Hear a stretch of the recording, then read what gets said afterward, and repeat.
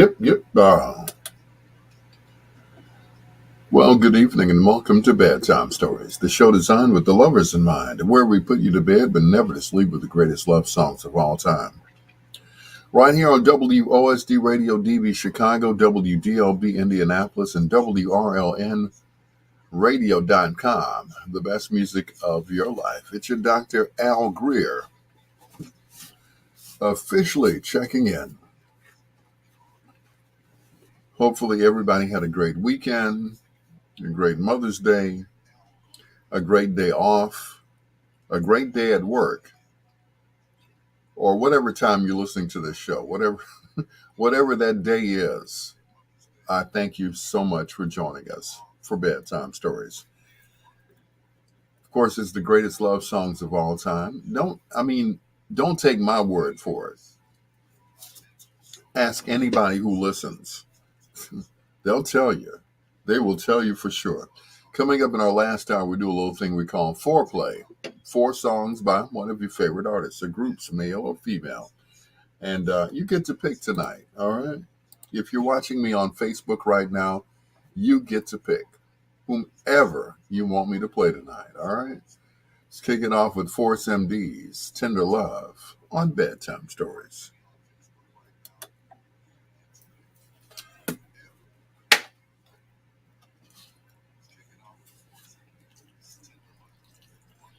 Tender Love. Paulette Sanders, good evening. How are you? I am well. I have some delicious spaghetti that my sister cooked. Mm, yep.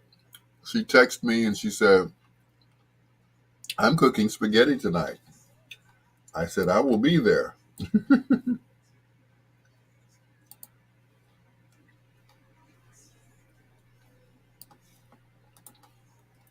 I will be there to get the spaghetti. Have the spaghetti ready.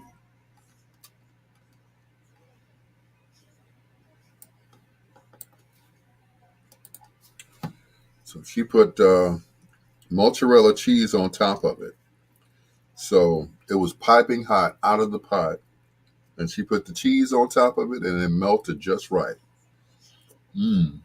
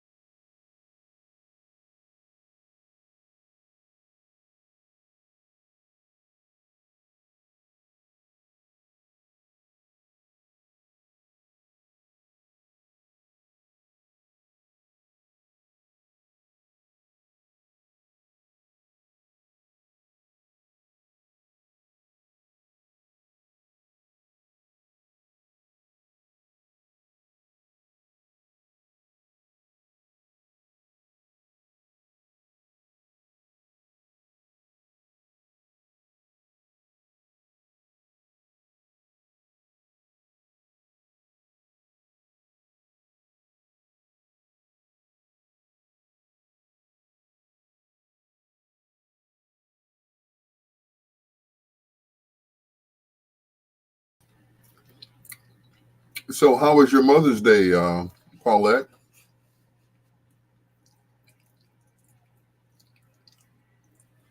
I'm just glad I made it through Mother's Day. It's rough when Mother's Day rolls around and there's no mother. Yep.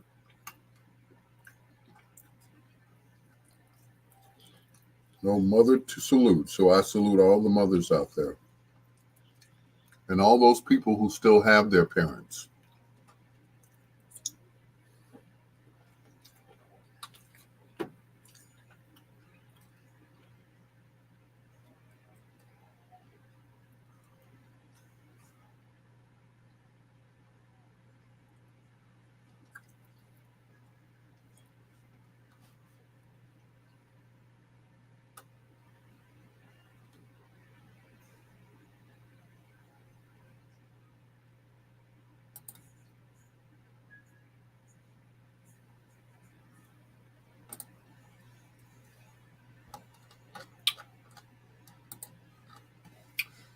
Russell Baker, shake and bake. What's going on, sir? Good evening. Good evening, sir.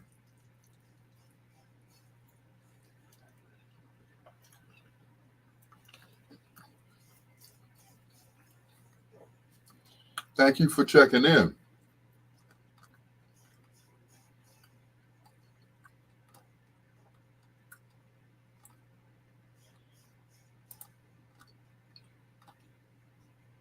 I got to ask, how was your Mother's Day? Shake and bake.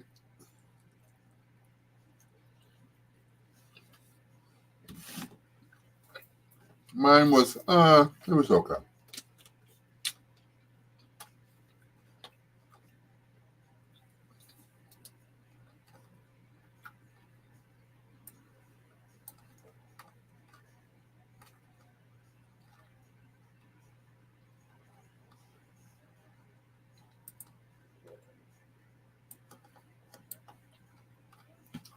Mine was, eh.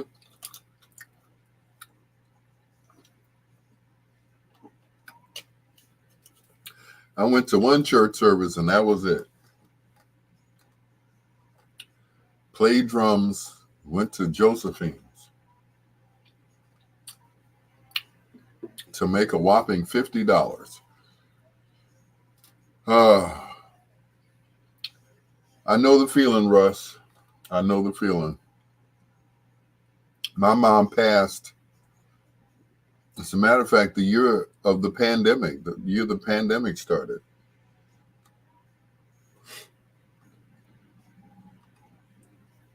But it was cool because she didn't go anywhere anyway, so she didn't miss anything.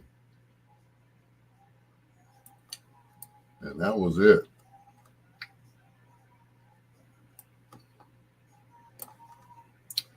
Yep. Paulette said, it was great. I thank God for my children. I heard that. I heard that. Um,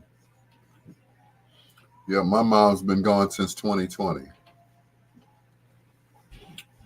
So we had a memorial service. So that was it.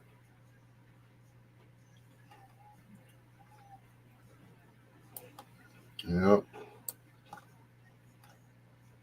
Yep. There was nobody. She wished to be cremated, just like my dad was. So of course my brother has both urns. Yeah, and that's it. But you know, I don't worry about things like that.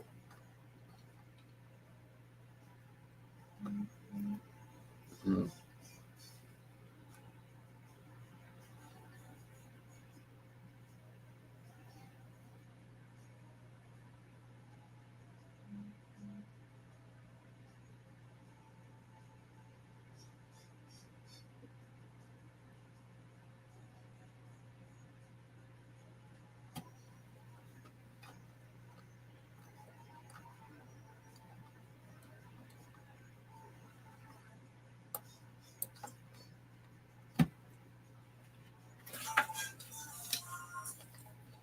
Mm-mm.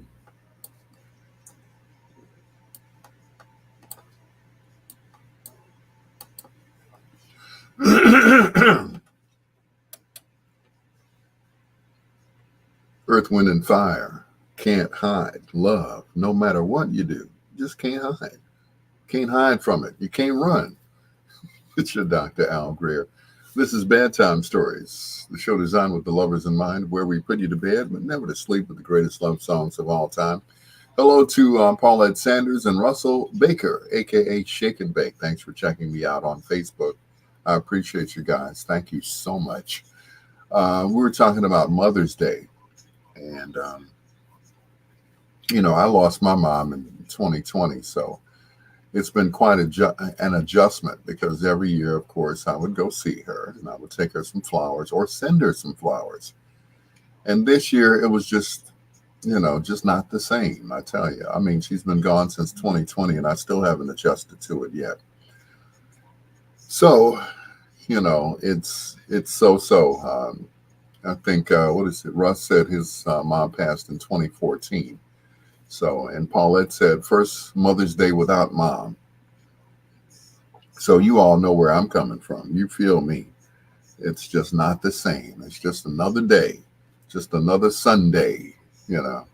But anyway, it gets greater later, right? It gets greater later because, she's always on my mind. She's always in my heart. And that's something that you'll never forget. And that's a mother's love, especially a boy child. Your first love is your mom. And she was definitely my first love, I'll tell you. It's your Dr. Al Greer. This is Bedtime Stories, the show designed with the lovers in mind, where we put you to bed but never to sleep with the greatest love songs of all time. Hear the Isleys, and I Want Your Body on Bedtime Stories. A couple of days after Thanksgiving. Whoa. That had to be devastating.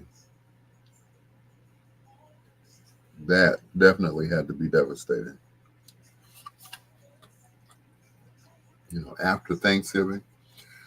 Roberta said, yes, Mama was cremated in 2021 and her ashes were divided amongst us.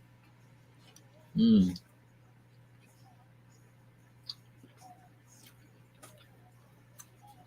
Wow.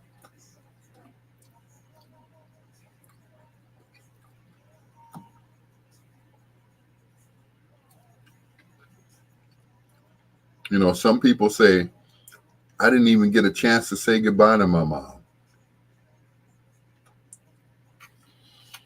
I did. I did. I got a chance to say goodbye to her. It was almost as if it were a movie. I sat there in her final hours. I sat there and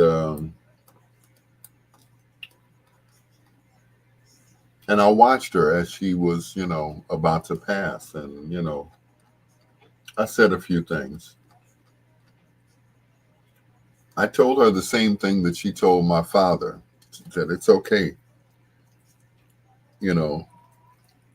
I said, take your reward in heaven. And that's it. The Sister Teresa, what's going on? Yeah.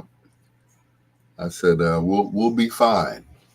You did the best that you could, taking care of us and everything else.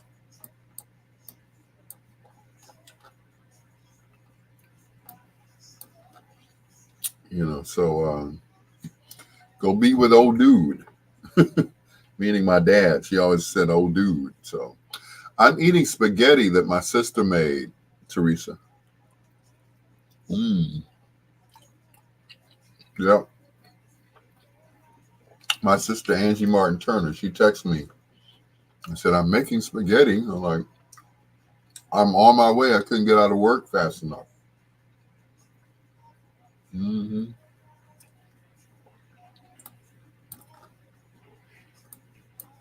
I couldn't get out fast enough.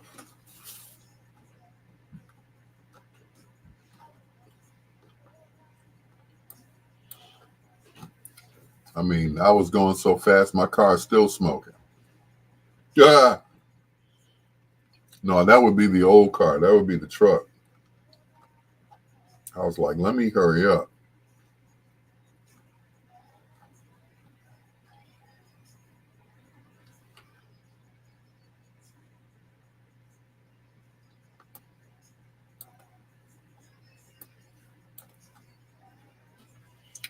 Let me hurry up and get my spaghetti.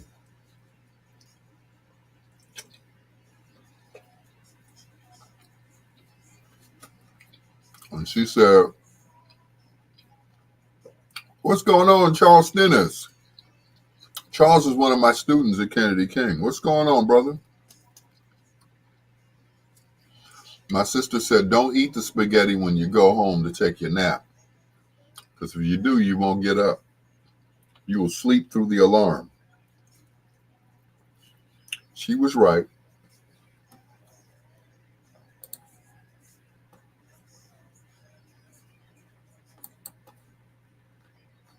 She was absolutely, positively right. So I waited, and it stayed warm. I kept it wrapped up, and it stayed warm. So I can't complain. Uh-oh, Lady G is out and about. She's out of FB Live. Uh-oh. Or out of FB jail, I should say. That is great. Congratulations. Wait. How many sisters and brothers do you have? Well, actually, to be honest, Pat, hey, sis, mom didn't have any girls. She had me and my brother. My dad uh, got married before he met my mom. So I have a half brother who lives in Atlanta. Now, growing up, I asked her for a little sister. She was like, you need to go to the store and go get you a doll if you want a little sister. So as I grew up, Angie Martin Turner, Mary Bowie, Celeste Lawrence, they became my sisters. They were close to me. So the only one that I really keep in contact with is Angie, because Angie and I we're closer than Mary and Celeste, and all the other young ladies. I just call them sis. So biological, just Marvin and Christopher. So, but Pat, you could be my sister if you want to. Pat's like, I'll be your brother or your sister. That is,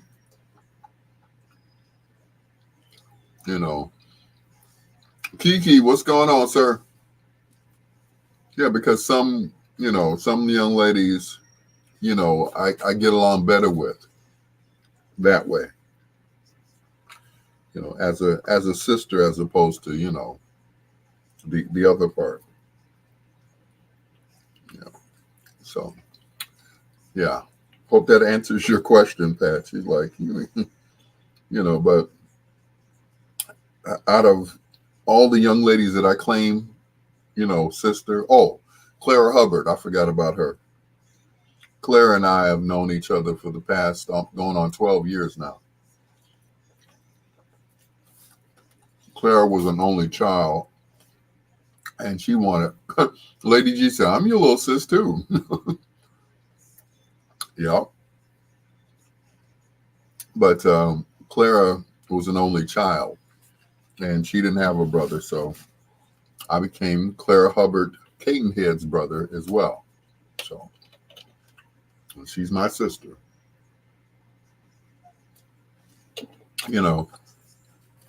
Certain ladies I look at certain ways, if you know what I mean. It's like, ooh, you're going to be my little sister. Because I'm not going to try to cross that line, if you know what I mean. Angie said, I've known you most of my life. We were in grammar school together, so that's how long we've known each other. So that's all we've ever known. So Lady G said, only child here too. So, everybody needs a sibling, whether it's older or younger. So, especially if they're an only child. So, yeah, I became everybody's brother, whether it be big brother or little brother or younger brother or whatever. So, yeah.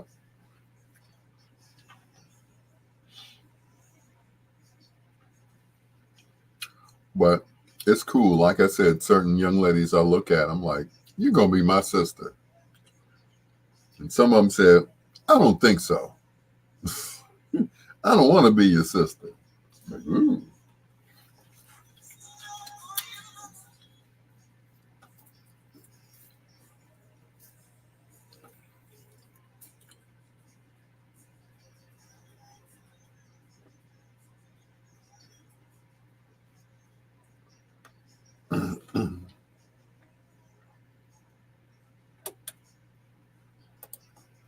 Kashif, who was born Michael Jones. He was a child prodigy at a young age and went on to play with the group BT Express. That is Are You the Woman, right here on Bedtime Stories. The show designed with the lovers in mind, where we put you to bed, but never to sleep with the greatest love songs of all time. Hello to Pat Westbrook, also to Lady G, and my sister from another mister, Angie Martin Turner, who made this delicious spaghetti with the mozzarella cheese on top of it. And Les Keith Scott, a.k.a. Kiki. Thank you for joining me on Facebook Live, as well as the sister, Teresa. I appreciate you guys. Pat Westbrook asked me, how many brothers and sisters do you have? Well, biologically, I have just two brothers, Marvin and Christopher. Now, when I was younger, I asked my mom, I said, Mom, I want a little sister so I can, play that big brother role. Like, no, you can't date my sister. No, you can't go nowhere with my sister. No, take your hands off my sister. No, get off of my sister. All of that stuff. And Angie just said, you always treated me like a little sister. I'm not going to tell how you picked on me, but I wouldn't let anybody do it. So, Angie and I used to hang out back in the day. We went to a club called The Godfather one night, and we just went out for drinks and everything else, talking stuff and everything. And, this guy came up to her and said, can I buy you a drink? She said, sure, as long as you buy my brother a drink too. We sat up and ate and drank pitchers of beer all night for free. That's how close we are. Here's Gladys and the Pips. Or Gladys with no pips, whichever you prefer. Yep. We sat up and drank all night long. Yes, we did. Don't forget to share the video. I should have said that when I had hit the 10 mark, but I wasn't thinking. I was drinking.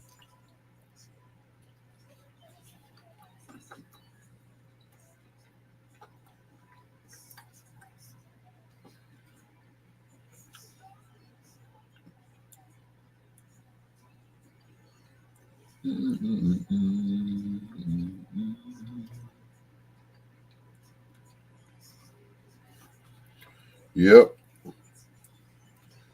So that's been some 40 years now, Angie. Yep. Or more. Pamela Mahogany Clemens, good evening.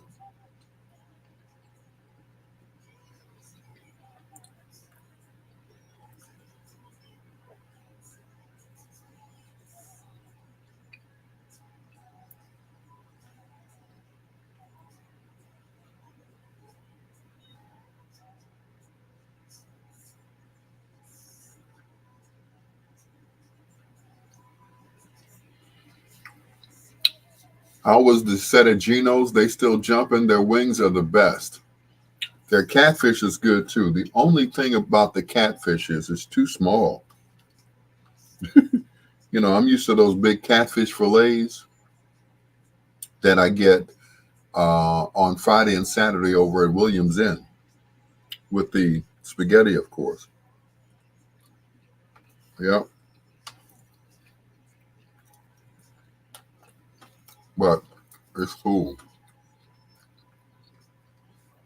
I love it.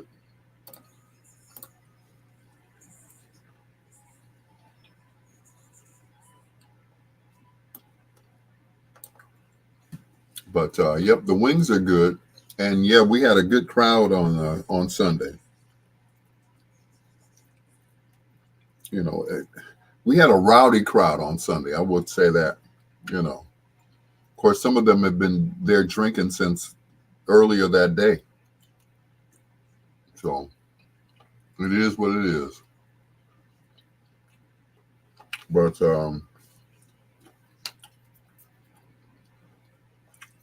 I had a great time. Well, I got paid. Some guy said, "When you gonna turn up?" No, we don't do that on Sunday. We mellow out. We don't turn up. hmm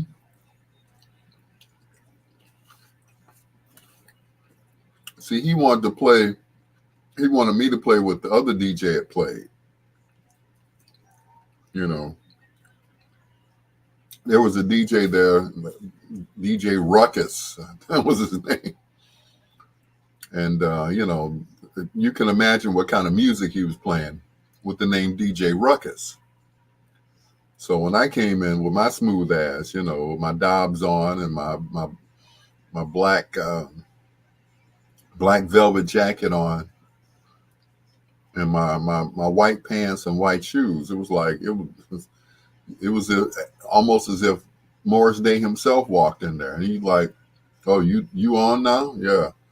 What time you start playing? 8 o'clock."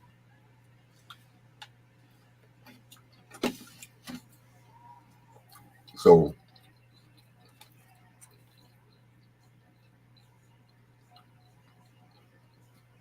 he kept doing his thing. 8 o'clock came, 8:10, 8:15. He decided, he'd worn his little self out. You know, what time they close on Sunday? They close at 1 o'clock. So, but yeah,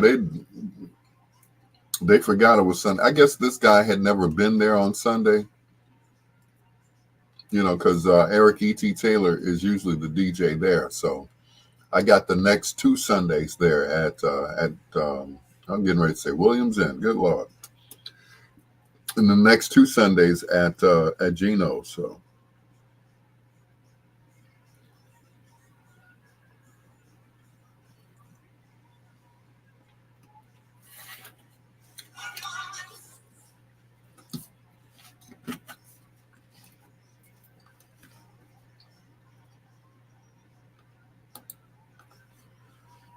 two in a row from Gladys Knight and the Pips. If I Were Your Woman, right here on Bedtime Stories. It's your peanut butter brother, Dr. Al Greer. And last night I was DJing over at Gino's out in Calumet City. And, usually I start at 8 o'clock. I fill in for Eric E.T. Taylor, award-winning DJ. So I was waiting my turn, I guess. I guess you could say that. They had another DJ there. Now, normally they play the jukebox until somebody gets there, but instead, they had a guy by the name of DJ Ruckus. Why I remember his name, I don't know, but DJ Ruckus was his name. I even asked him for his card. I said, "Do you have a card?" He said, "Yes." And then he walked out without giving me his card. I was like, maybe the next question should have been, "Can I get your card?" I would have loved to have hired him, for one of those jumping up and down sets, because it seemed like he, that was the kind of music he liked playing, because, he really thought he was jamming. So I'm like, okay, I hire him, make him bring his own equipment, because he was messing up that equipment. I'm like, why does it sound like that? And then when I started playing, it was totally different, me with my mellow self walking in there with my Dobbs on and my velvet jacket. What is this, velvet?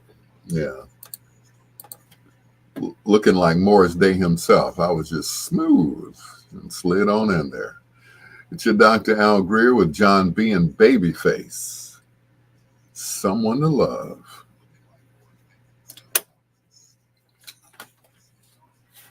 Someone to Love. Sugar to Kiss.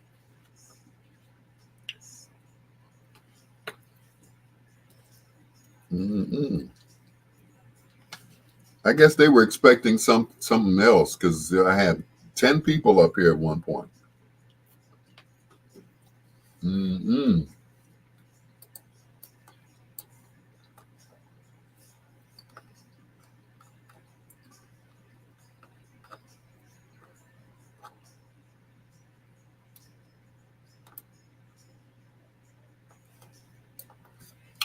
Oh well, they'll come back. Either that or they're, as usual, spies from the Omni Channel and from Crawford. So, well, they're like, is he still here? Let me check out my background. You can't see nothing in the back, can you? My laundry basket and everything else. Hmm. Try to cover everything up when I go on.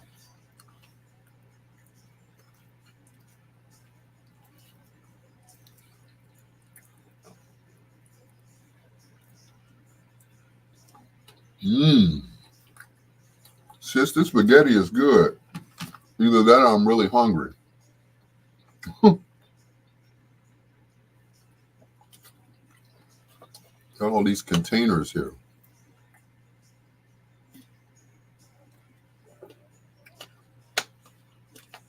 Mm-mm.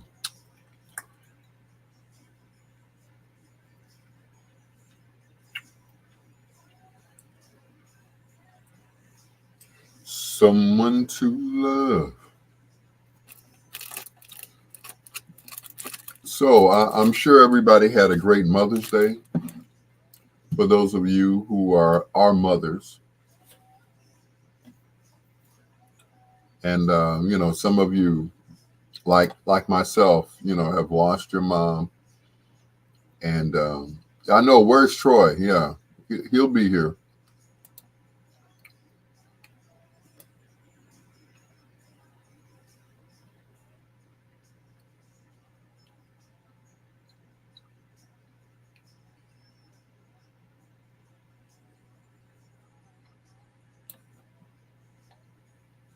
Clean the containers and bring them back. Okay, sis.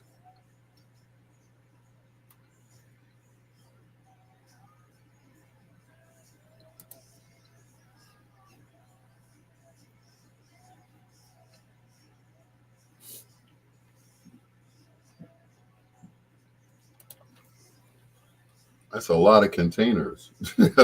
I got to scoop them all up. Pamela said, I miss my leading lady. Mary Taylor, good evening. Yep, my first love, my mama.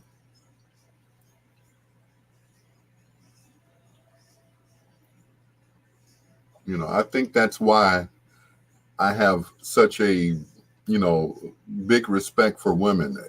I remember, I got to tell you guys this. I was sent to a therapist once. My then girlfriend, whom will remain nameless, she sent me to therapy. She thought there was something wrong with me. And the first thing the therapist asked me was, so how come you hate women? I was like, huh? I was like, what?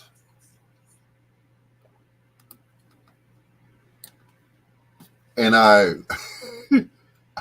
don't bring me dirty dishes. Okay. Yeah, I got some of your containers too, but the therapist asked me how come I hated women. And I just started cracking up. I said, I don't hate women. I think that's my problem. I love women too much and too many. Because at that time, I was sworn to fun and loyal to none. And the lady asked me, it was a lady therapist. I said, I love women. I love the way they walk. I love the way they smell. You know, I said, my mother spoiled me, basically, to the point where my daddy couldn't stand it because, I was, how fathers are. It's like, beat that boy, tear his ass up, hit, smack him in the face, punch him in the stomach, that kind of thing. that kind of thing, make him a man type thing. And that's the way he was. So I was like, spoiled by my mom. I was a mama's boy, just like everybody else that I know of, and that was it. I was a mama's boy. And that's the way it was. And there was nothing anybody else could do about it. When I got in trouble at school, first thing they did was take me to my mama. And that was it. You was a hot mess, but it was all good. I know, right? Hey, TC. But, at that time, I think I was on LT. What's going on? I think I was at GCI at the time when the lady sent me to therapy. So, well,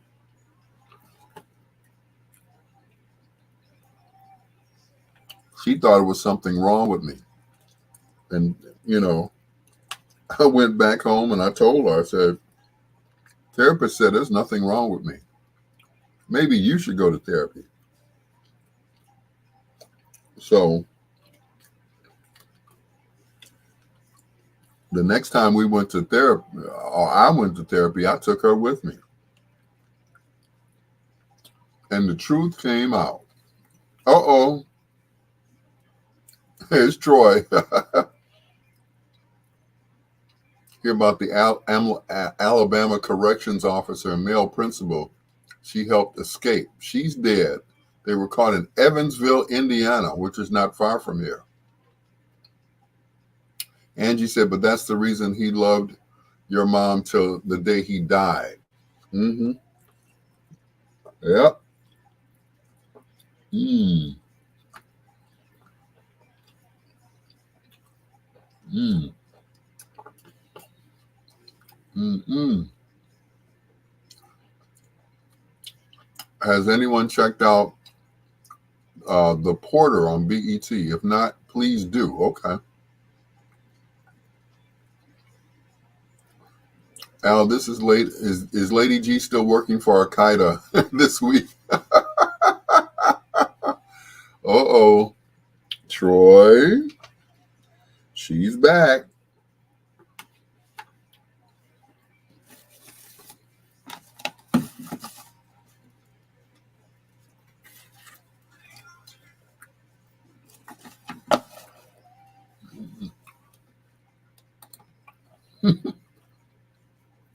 Pat, pay no attention to Troy. He's a jokester. He's one of my former students. He's totally harmless, okay? LTD. And concentrate on you, right here on Bedtime Stories, the show designed with the lovers in mind, where we put you to bed, but never to sleep with the greatest love songs of all time. Lady G is out of FB jail. She is free to roam FB again. That's Facebook for you guys who are not yet. Anyway, it's your Dr. Al Greer. This is Bedtime Stories, the show designed with the lovers in mind, where we put you to bed, but never to sleep with the greatest love songs of all time. Saying hello to TC, Pamela Mahogany Clemens, to LT, Pat Westbrook, and of course, the one, the only, the soul pole. That's Troy Anthony, ladies and gentlemen. Pat was like Al-Qaeda. Pat, pay no attention to Mr. Anthony. He's a jokester. He has plenty of jokes, and one of these days, Will Smith is going to come up to him and pow, right in the kisser. I know you don't take him serious, okay? It's your peanut butter brother, Dr. Al Greer. It's Bedtime Stories with Deja Vu. This is Dionne Warwick, written by, or co-written, I should say, by Isaac Hayes.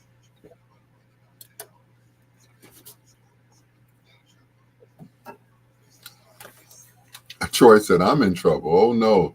Does Pat Westbrook now have a crash on me like LT, Angie, and Lady G? Pat, once again, yeah, don't let him get you.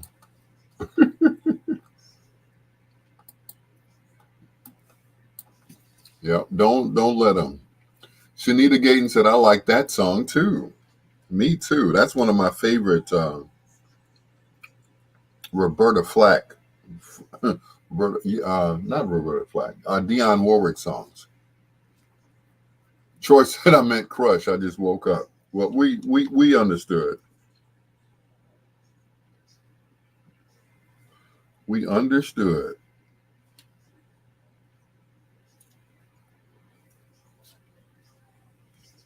Heard you were talking ish about me while I was doing my B. Oh no! Locked up in FB jail. Mm-mm. Troy woke up just in time to catch the bedtime story show. Mm-mm.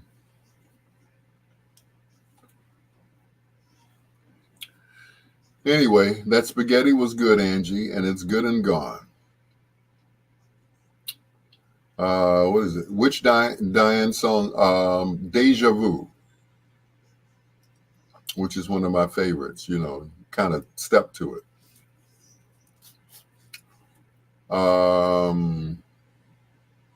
TC said, "How was Mother's Day for the ladies? Mine was mild. I had to work this morning."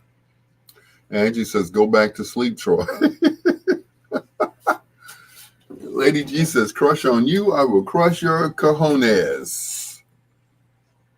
Oh my. Anyway, while we got 10 people here, make sure you 10 share the video on your page, please, where it says like, comment, and share. Please hit share, all of you, please. Thank you. All at once, just hit share. So to share to your page or other people's pages, all right? Or share on another person's page, okay? That you think would be interested in listening to me babble, okay? Pamela said mine was great with my husband, daughters, and grandbabies. All right, Pamela, my husband. It's a certain way where the way black women say husband, my husband this and my husband that. Hello, Rita. Troy said, "Al, you were stealing change from Jerry's kids' donation cups at the grocery store." Troy, you are a nut. Good evening, Rita, my love. How are you? Mm-mm. Typing Mother's Day all day long is now a pain, so I do them all at once. It's at 6 p.m. I heard that. Isn't he though? He's Troy is going places. I don't know where he's going, but he's going places. I tell you. Yeah. Pat knows what she's talking about. I know, right? Mm-mm.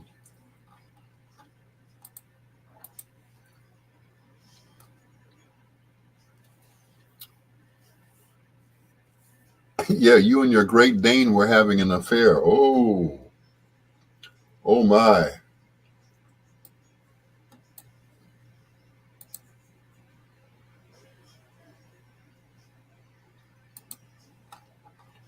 Them fighting words. All right, Lady G, be careful. You'll be back in FB jail. Be careful now. And freedom of speech, just watch what you say.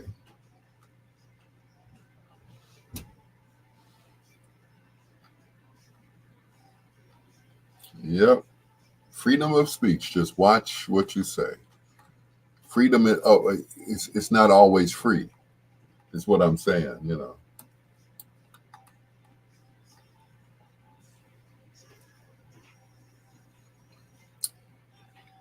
That's not true. I haven't seen your sister in years. Uh-oh.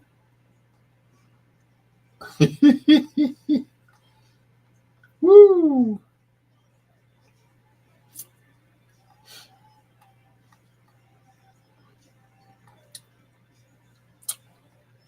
Back to your corners, people. I know that's right. I'm staying out of this one.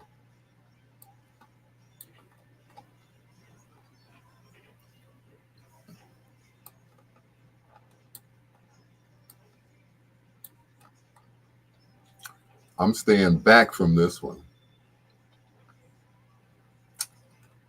Mm-mm. I'm glad he's on the other side of the world. Ah. I'm staying out of this. Ran off with Mr. Ed. Okay. What's thank you, LT. What's the foreplay artist tonight? What anybody you'd like it to be, LT? Anybody you'd like it to be?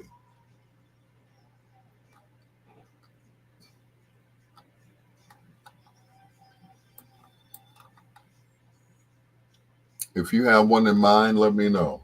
As long as they have four songs that are, you know,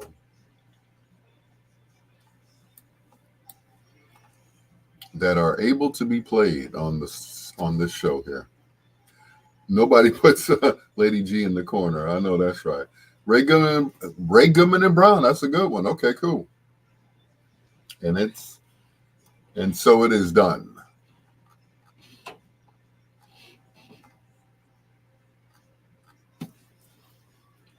Ray Goodman and Brown, three nice guys. Although I never met Harry Ray, but I did meet Al Goodman and Billy Brown.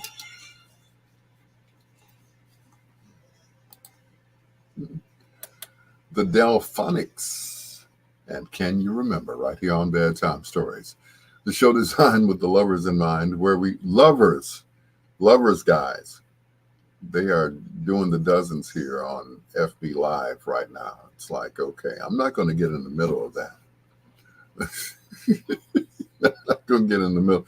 It's between Troy and Lady G. So you guys just hash it out. You go right ahead. I'm going to play this music. Here's the first of two in a row from Angela Bofill, or Angela Bofill. I mean, Winbush. Ooh, I'm in trouble now, boy. Yep, still got my picture of Mr. Goodman that we took in the parking lot at Squirrel's funeral.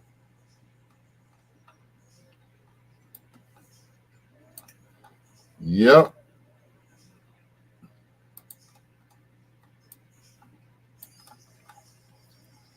He was just he was so cool.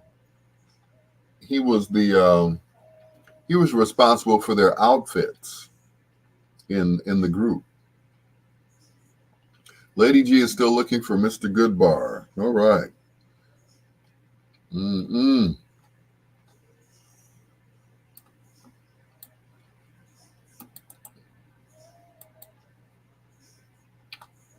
Yep, that guy was, yeah. You need to go to a corner in Cook County Jail after you drop the soap.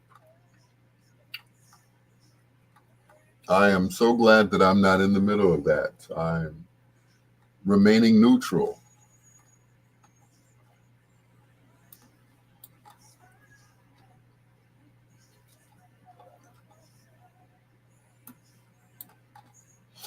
Like I said, you keep going on. Pamela Mahogany Clemens, she's taking the high road. She said, "Blessings be unto you, and good night." LT wants to know, is Al Goodman is still alive? Al Goodman, I believe, passed the same year as Squirrel did. He passed that year. So after we took that picture with him, he was gone. I mean, not back to New Jersey either. He was gone.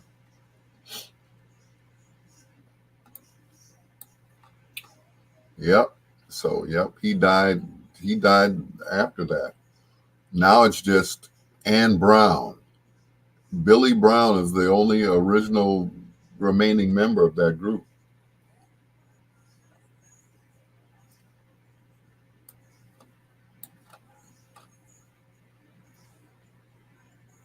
I know it sounds like a cliche, but yeah, he's the last man standing, just like Uncle Marshall.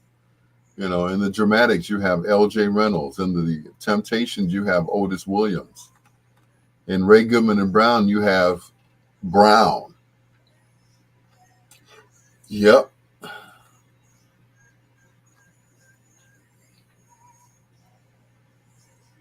Yep. And Brown. It's just him. Yep. And of course, Kevin Owens, who is Kevin Ray Owens in the group. And I forgot the other guy's name, but he's the one with the deep voice. It took Al Goodman's place. So that's it. Happy Mother's Day to all you lovely ladies. Thank you, the Sister Teresa. I appreciate that.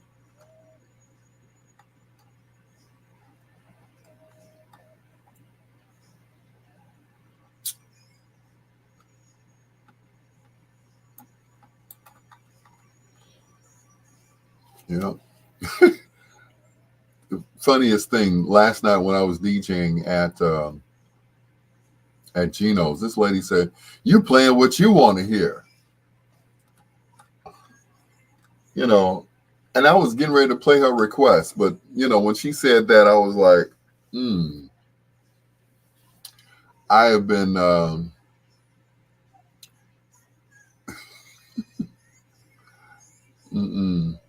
I took MC Hammer's advice and turned some mothers out yesterday. Oh Lord. Oh Lord.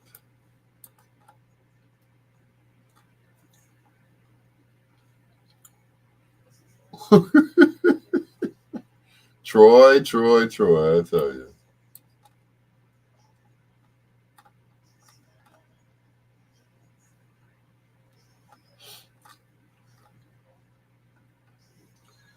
Once again, I'm going to stay out of that. Okay. So you turn some mothers out. Dun, dun, dun, dun, dun, dun, dun. Gonna turn the mothers out. You go right ahead, Troy. Lady G said, "No, sweetie, I always smell good. You could use some Fabioso." Ooh, that's some loud smelling stuff, I tell you. Put that in your clothes, boy. They will smell like that forever, no matter how funky you are. You put some Fabioso in your wash, along with the detergent. Oh yeah, that stuff is strong. He's strong. Anyway, once again, ladies and gentlemen, share the live video on your pages, please, and thank you, so that other people will go to your page and they'll say, "What is the ruckus all about?" Not the DJ ruckus. So, and cheap too. Yeah, I know. What's going on, Williams Jean? They clowning each other tonight. I know. You're probably just sitting back like, what is going on? Maybe I should say something. I'm like, I'm glad you came in, Countess. Yeah. Yep, they are clowning each other tonight. Speaking of which, Countess, I still haven't gotten paid from Robert Money. I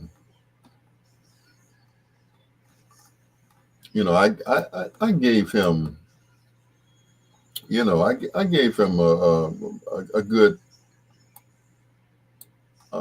week or two. So, I think I should give him a call. Robert Money, where's my money? Maybe you thought that was a freebie. Maybe you thought, I was just practicing to be an MC or something like that. I don't know. So, of course, he's going to give me some some of that country knowledge of his. He's, oh, I know he's got to be from Mississippi somewhere. Thank you. Thank you very much. I thought I did a pretty good job where I should have gotten paid. But, he's probably going to give me some of you know, some of that, drop that Mississippi on me like he did about that apartment. So, where's my money? You know, but I ain't mad at him.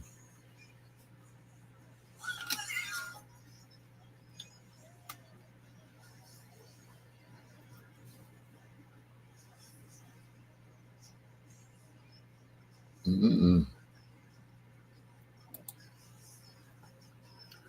Two in a row from Angela Winbush. I said Angela Bofield earlier. I should be strung up, hog tied, and all of that stuff. It's your Dr. Al Greer. This is Bedtime Stories, the show designed with the lovers in mind, where we put you to bed, but never to sleep with the greatest love songs of all time. And Bedtime Stories is sponsored in part by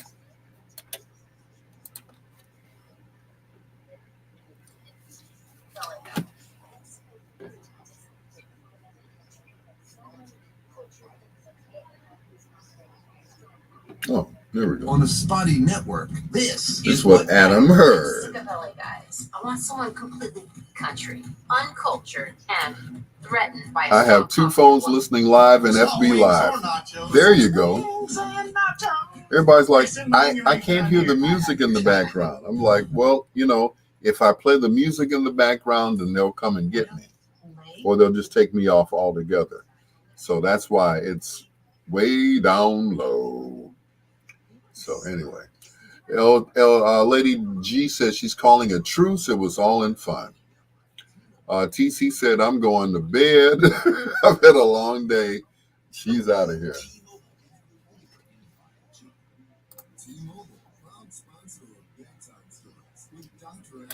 On WOSD Radio DB Chicago, WDLB Indianapolis, and WRLN, the best music of your life, a Ray Neal media station. It's your Dr. Al Greer.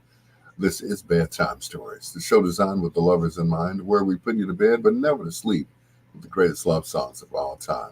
Hello to Williams Jean, also known as Jean Williams, also known as Countess. Thank you so much for joining me on my Facebook Live, as well as TC, who said, good night, y'all. I'm turning in. I had a long day. I know that's right. Jean said, I'm in the bed getting my bedtime stories with Al Greer. Oh, that is so sweet. Oh, you make me want to come over there and give you one right across the kisser with my kisser. Anyway, let me stop. I don't want to make anybody jealous or mad or whatever. Yeah, no fighting in here. No cat fights, ladies. Here's Mariah Carey on Bedtime Stories.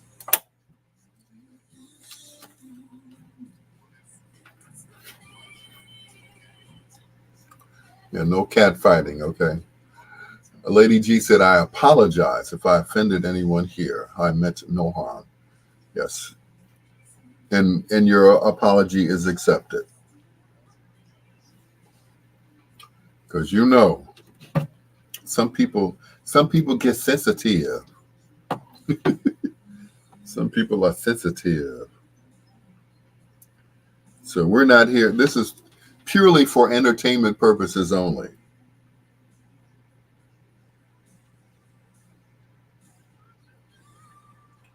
So we don't want to,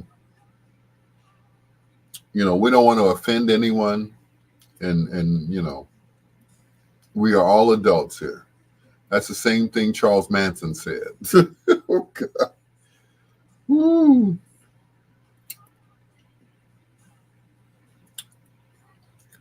Relentless. I tell you.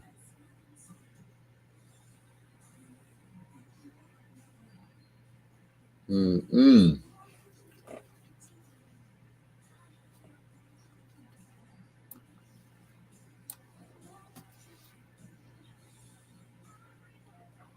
Oh my.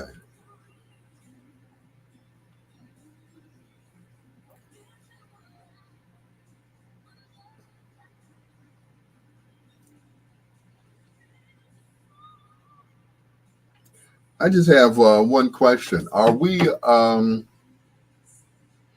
allowed to go back into the theaters now? Are the theaters open again?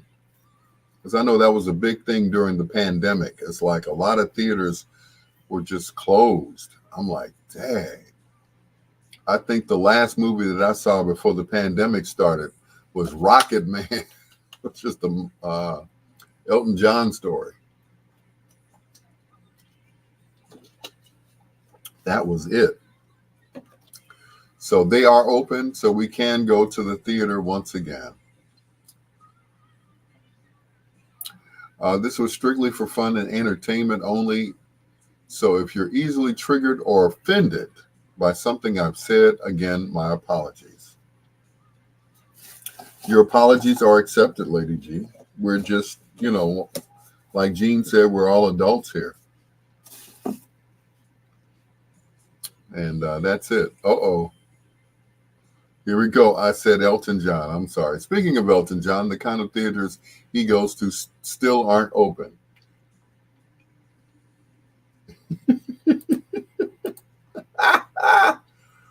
Okay.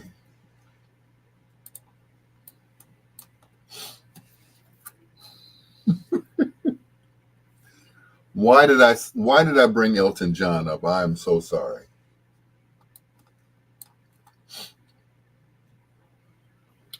That's one of his pet peeves.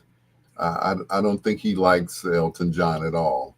I'm just saying. So who was popping up in a lot of commercials recently? I'm like, what's up, Sir Elton? Sir Elton? Like, why is he showing up in so many commercials? I think he was in a commercial for Snickers, and he was in a commercial with a rapper. Who was the rapper he was in the commercial with? You know, which I thought was interesting. Can anybody tell me what that commercial was where Elton John was with a rapper? He's sponsoring a line of brown condoms. You can figure out why they're brown. Okay. Lil Nas, thank you. Lil Nas X. Yeah. Who proclaimed to be, out of the closet as well. So that was interesting. The two of them together. It's like, then and now. So it was the Snickers rappers. Okay. Somebody posted a picture of Snickers, and they said this is why the Snickers bars have veins in them. But if you look at a Snickers bar, it looks like a penis. It looks like the veins in the yeah. Well, some men, you can't see their veins. Some of them are like smooth, but then they said the Snickers looks like a penis. I don't know if that's on purpose or whatever. Anyway, because Lil Nas has that song I call Old Dirt Road, okay, as opposed to the Brown Dirt Cowboy. It was Uber Eats commercial. Oh, okay. I was wondering. I'm like, okay. Yeah, especially the king size Snickers. Oh, okay. I enjoy all forms of entertainment. I feel so bad for this up and coming children. What are they going to grow up in? That's easy. They're going to grow up not knowing. It's a joke uh, that Chris Rock says about he said Negroes love not to know. He said, "What's the capital of Africa?" I don't know. Keeping it real. Yeah, real dumb. That's what Chris Rock said. Real dumb. And that's it. They're going to be real dumb. They're not going to know anything. And that's it. Are we going to know anything? Or are they going to know anything? When we're gone, that's it. I just hope I live long enough to see my grandchildren grow up, at least, to a certain age. But, you know,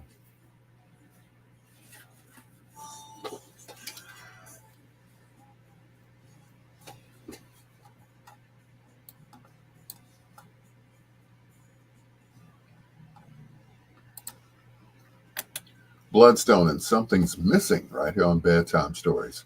The show designed with the lovers in mind, where we put you to bed, but never to sleep with the greatest love songs of all time. Something is missing tonight.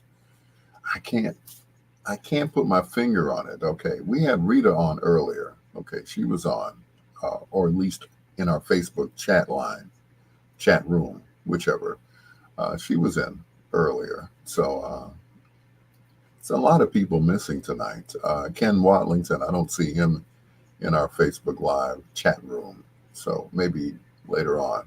And of course, Troy Anthony just woke up. So maybe Ken is still asleep, after dinner. So, that happens every now and then.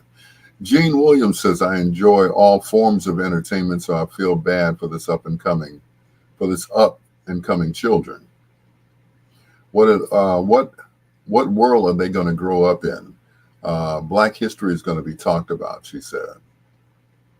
Yes, because we'll all be Black history by that time. We will all be Black history. I'm going back to Prince's house, says Miss Williams. Who wants to go? I do. I definitely want to go. I went there years ago, something like 12 years ago, when he was still, with us. And I was like, wow, this is where he lives? It's like an abandoned warehouse that they, I don't know if they built it from the ground up or he found it and that was it. But I would love to go to Paisley Park one more time before I buy the farm, as it were. I want to go to Paisley Park. I want to go to the Stax Museum, and I want to go back to the Motown Museum just one more time before I check out of here. So I can say I was close to history,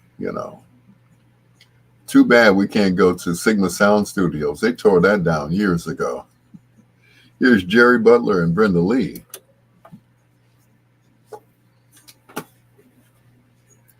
Watch out, Les is here.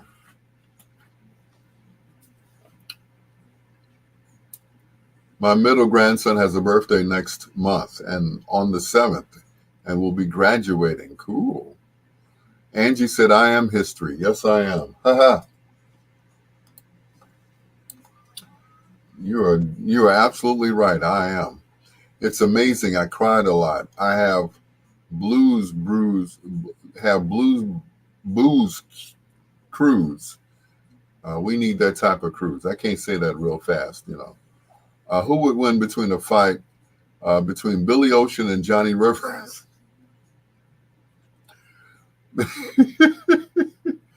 Prince's birthday is June 7th. I know. And that is going to be quite a celebration because April 21st was the day of his passing. So people celebrate both days. I was like, why are we celebrating the day that he died? And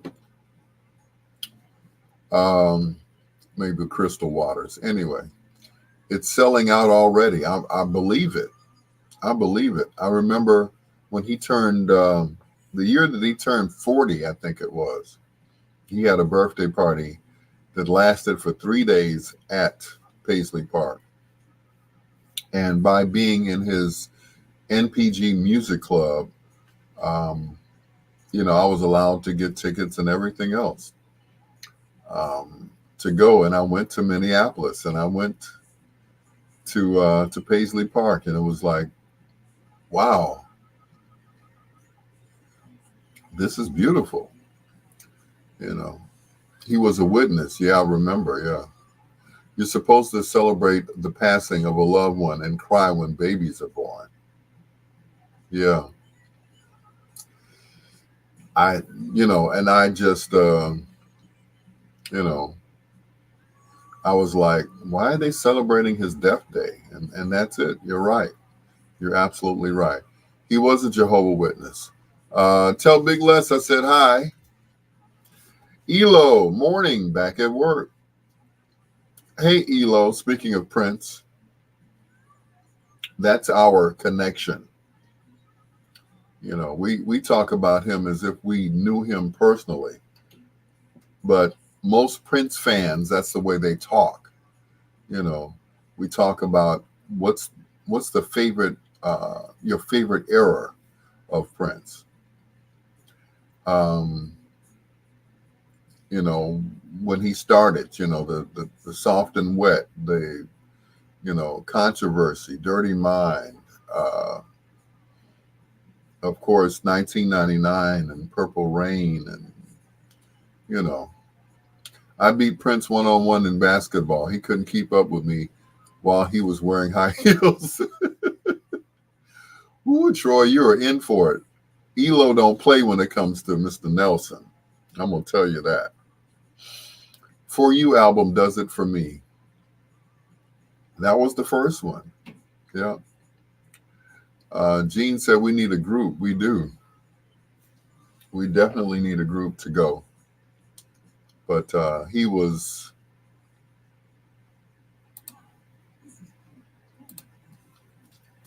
a bad man.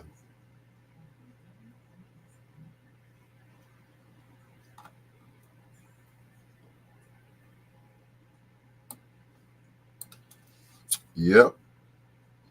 See you in July. Yes, sir. Yes, sir. Absolutely. Yeah. It's a hard thing to do or to pick an era of Prince. You're absolutely right. Um, I mean, all of his music had an impact on me. It was like he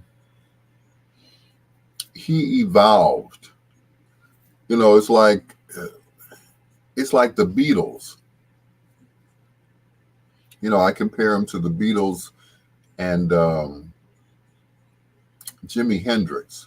At one time, Jimi Hendrix no longer wanted to play songs like, Foxy Lady and, Along the Watchtower. He didn't want to play that anymore. He wanted to concentrate on his newer stuff. And Prince was the same way. He didn't want to continue doing Purple Rain, but, he had to realize that that's how people will always remember him, for that movie. We will never remember him for, Under the Cherry Moon, you know, or Graffiti Bridge for that matter. I think after that, he was out the movie business. So, how can someone 5'1" have an endless body of anything? Woo! Watch out there, Troy. Elo will beat you up about Prince. I love Sign of the Times. That was a good movie, but basically it wasn't a movie. What's going on? Jerome James, aka Wayne. What's going on, sir? But Angie said, I remember I had his poster in my locker in high school. Yeah.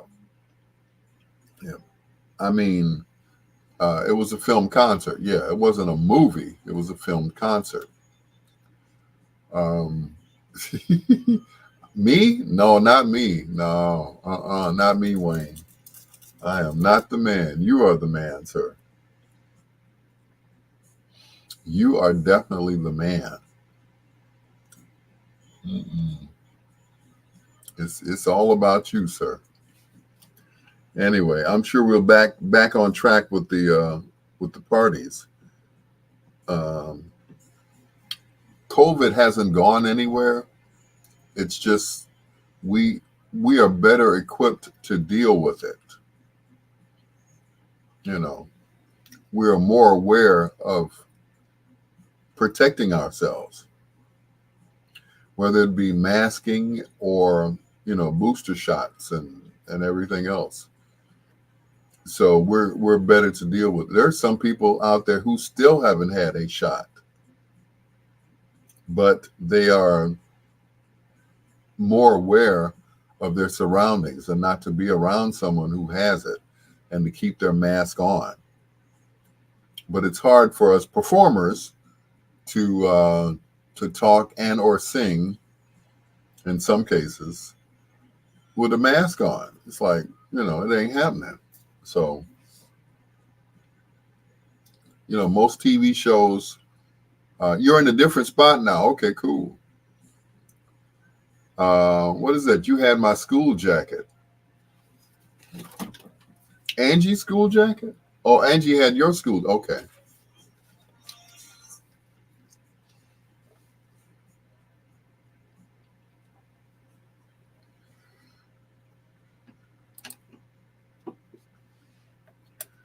Bill Withers, let me be the one you need right here on Bedtime Stories. The show designed with the lovers in mind, where we put you to bed but never to sleep with the greatest love songs of all time. Saying hello to Jerome James and Leslie Ashford Sr. Leslie and I went to both grammar school and high school. We both went to Horace Mann and South Shore, as well as my sister, Angie. Jerome James was my boss back in the day. He was at Hot City. He was the manager over at Hot City. And I remember I was, and I don't know how I remember this because I had to get permission. I don't know if he ever knew that I had to get permission to be there. He said if anything ever jumped off, that there was an exit that I could go to, and I go straight to my car because I was on probation at the time. I shouldn't have been out after 7 o'clock.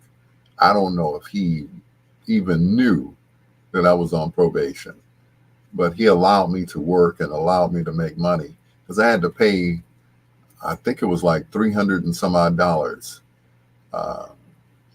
after, all those, because it was 14 months. It was I never will forget it. 14 months, 130 hours of community service. And I had to go through anger management programs and I was like, please, I am not a violent person. I should play that by Garland Green. I'm not a violent. I am not a violent man. It's just that my first wife drove me to violence. She just egged me on. She just pushed me, and I was like, ugh. Anyway, you remember that, don't you? Jerome James, aka Wayne. He remembers that. I had to show contracts whenever I had to DJ and be out after 7 o'clock. My probation or my curfew was at 7 o'clock at night. That was crazy, boy. Most parties I'd have to be at 8 o'clock. I had to get permission to go to my own daughter's wedding reception. Wasn't that crazy? His baby face. Memories, right? Memories. Yeah.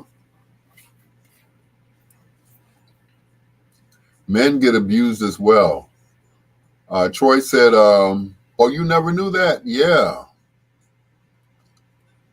And I guess I didn't mention that because I didn't want you to, kick me out.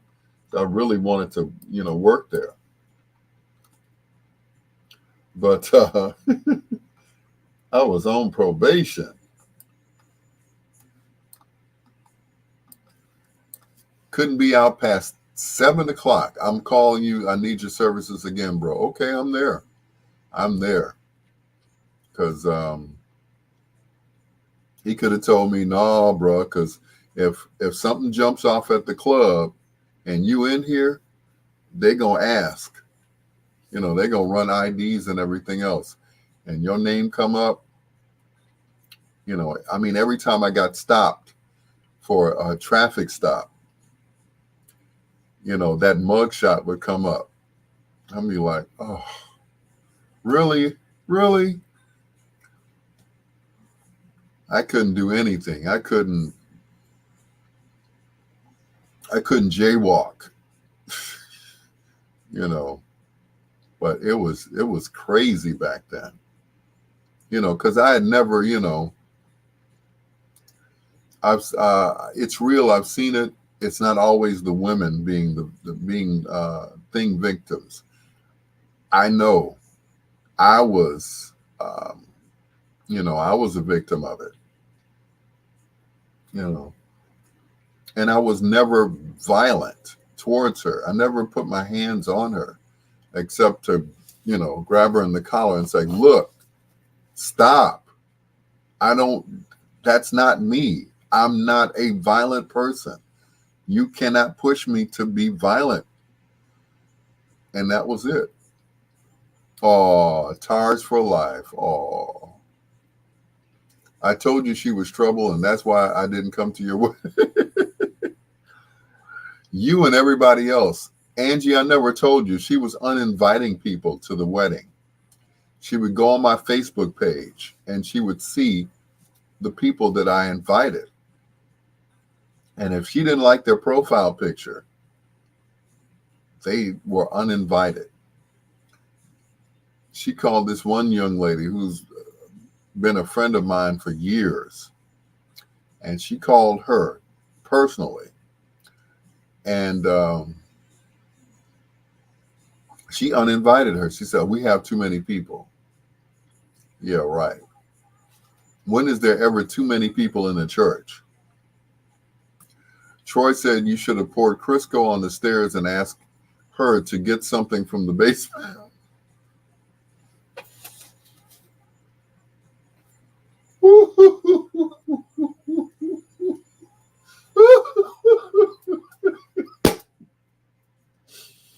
Oh boy, you got me again on that one. You got me again. Oh boy. Troy. You got me on that one. That's why I chose not to come. She was not, yeah. She didn't like any of my friends. Yeah, she didn't. She didn't like anybody. Especially the female friends. She didn't like any of those, period. Even though I was invited, I didn't like her. Narcissistic, yes, she was. I couldn't have any female friends. She said, "Well, you're still in touch with your exes." I'm like, well, yeah. Most of the time the breakup was mutual. I feel we should break up and see other people. Okay. And that was it.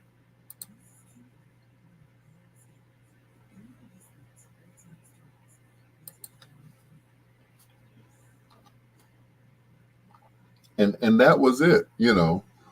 Was this the ex-wife from your wedding I went to? And you got a Lake Michigan cruise gift as a gift. Yes, that was her. That was her, Troy. As a matter of fact, Troy was at my my wedding, as I remember. Yeah. As a matter of fact, all of my students from Kennedy King showed up at the wedding. And at the, I want to say at the reception, you was the only white guy there again. I know. Yeah, you were. Troy was at my wedding. Yep, sure was. But she did not like any of my students, the female students. Troy, she loved you. You were a guy and white, So it's like, okay, he's okay. We know you won't sleep with him.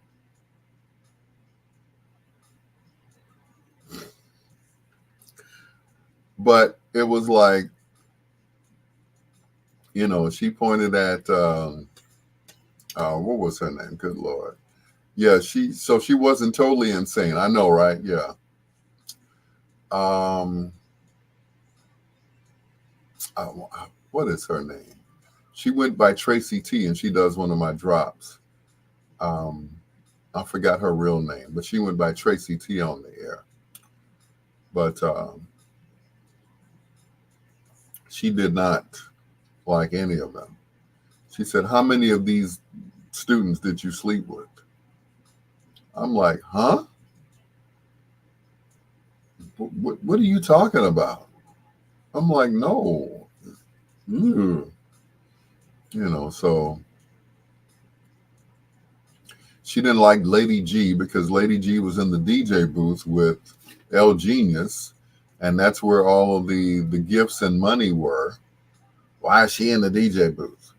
Because she knows L Genius, my nephew, the DJ. We're all one family. She did not like any females. I remember one day she took my phone and went to work with my phone. I didn't have a phone the whole day. People were calling me for gigs, trying to find me. I had, as a matter of fact, I had to work that night at Mr. G's. I never will forget it. I was co-hosting the Bobby Rush show, and I didn't have my phone the whole day. You know, and all I was doing was giving you a damn card for your wedding. I know. She was cuckoo, I tell you. Monique. Hello, Monique. Speaking of El Genius, how is he and where is he? As a matter of fact, a couple of weeks ago, he filled in for me at Williams Inn Pizza. So he's still doing well. He's still over there on 100 and something in Forest, 105th and Forest, I think it is. So he's still around. Thank goodness.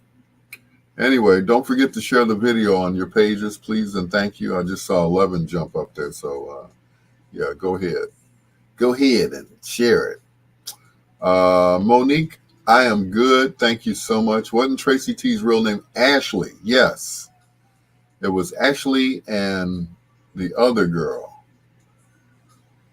I I don't know why I can't think of their names, but because Ashley and the other young lady hung out together. Her middle name was Megan, which is the only thing I can think of. Monique Flora is Nodula. Oh, okay. I'm like, who's Monique? Like, okay. Hi, Nodula. Another one that got away, I tell you. The girl that got away. Yep. But yes, her family, they did all the serving and everything else. Her her sisters never showed up. She had two sisters, and the sisters didn't even come to the wedding. So I knew something was up.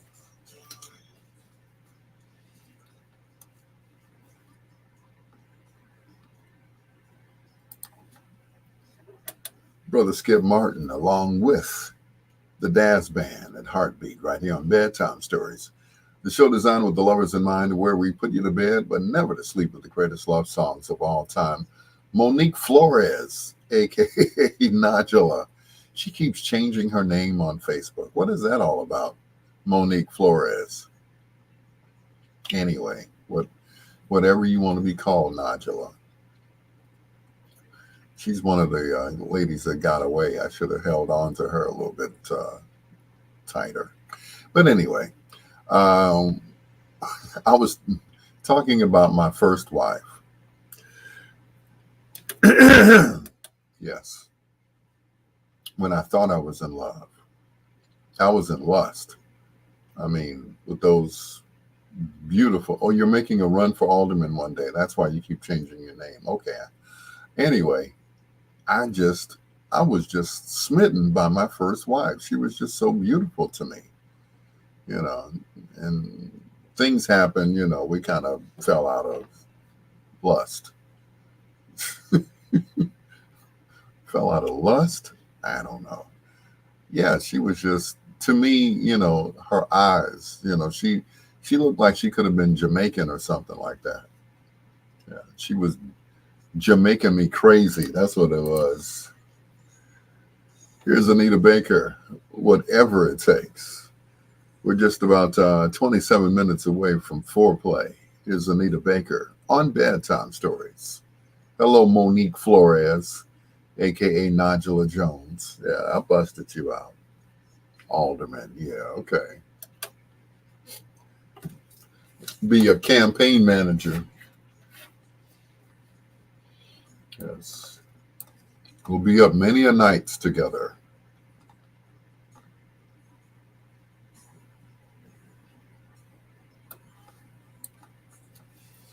Mm-mm. Mother's Day came and went.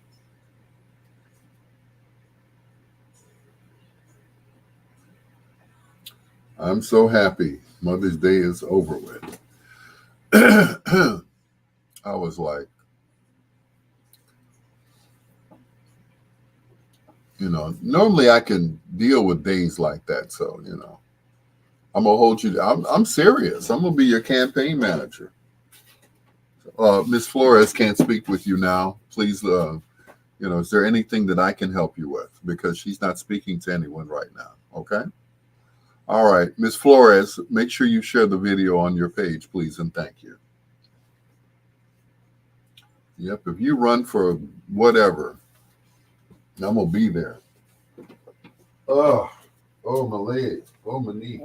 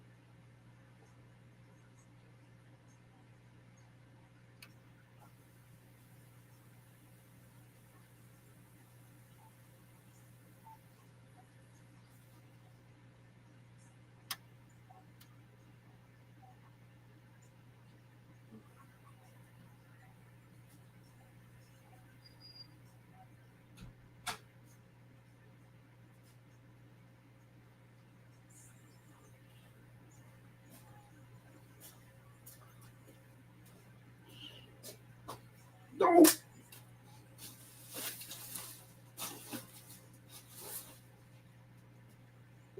I'm back. I know you all always wondered what's behind that partition. It's my bed. It's my bedroom. Yes, my boudoir. Ooh, look, I found a mask. All right. Yeah. It was okay. My daughters called me and I cried because I miss my moms. I didn't cry this year. Yep, I didn't cry.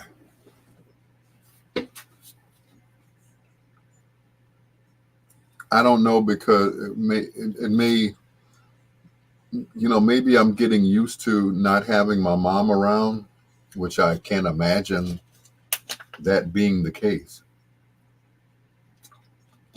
You know, I just can't.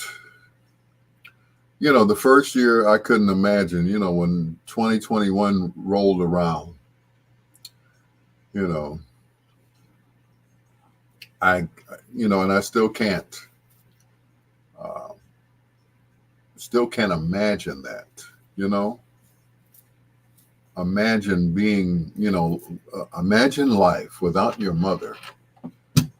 And, you know, once again, knowing the way I am and how I was about my mom, it's like, you know, moms wouldn't want you to cry.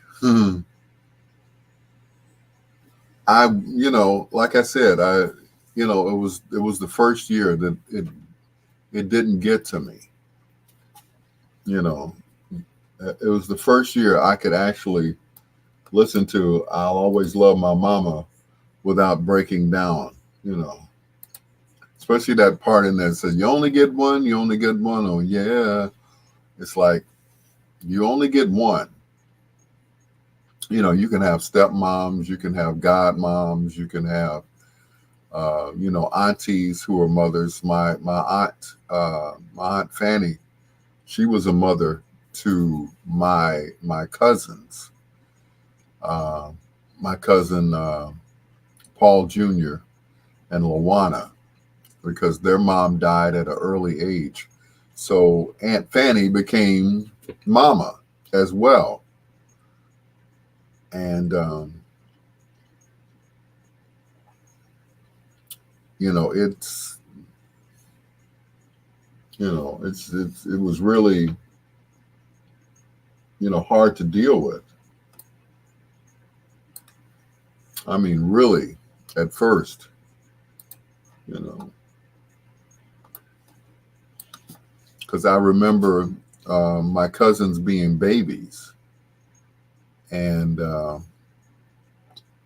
them growing up without their mom, and Aunt Fanny was their mom. She took them in, she raised them, you know, and that was it. She raised them as if they were her own. When they cried about their mom, it was like, well, I'm here. I'm not your mama, but I'm your auntie, and I love you, and that's it. And then Aunt Fanny was gone. She was one of my favorite aunts. She was. But I remember going over her house, and she would open the door, and I would, she would just hug me before I even got in the door, because her and my dad were really close. It's like, that was his baby sister.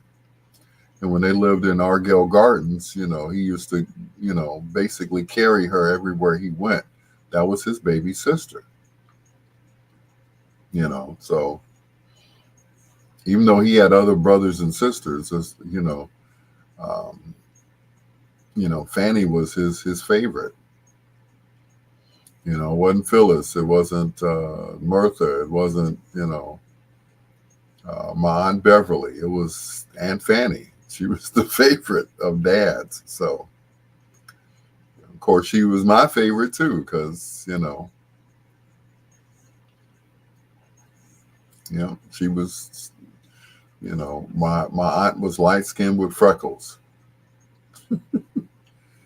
And she was high yellow with freckles. Yep. So it wasn't, it was Martha, Marietta, and my Uncle Pookie. They were all born around the same time. So, but Aunt Fanny was his little sister, period. Not my other aunts, and it was like 10 of them. So LT said, I have to get through Father's Day. My kids and grandkids love their dad and their grandpa. This year is going to be kind of a bit hard. I hear you.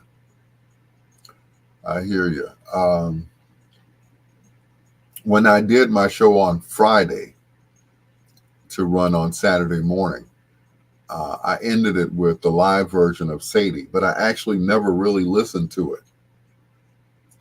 When I put my show together for the B-sides, I hardly listened to the show. So that's what got me through it. I started it with I'll Always Love My Mama, and I ended it with Sadie, but I never really listened to the songs, if that makes any sense. It's called voice tracking. So,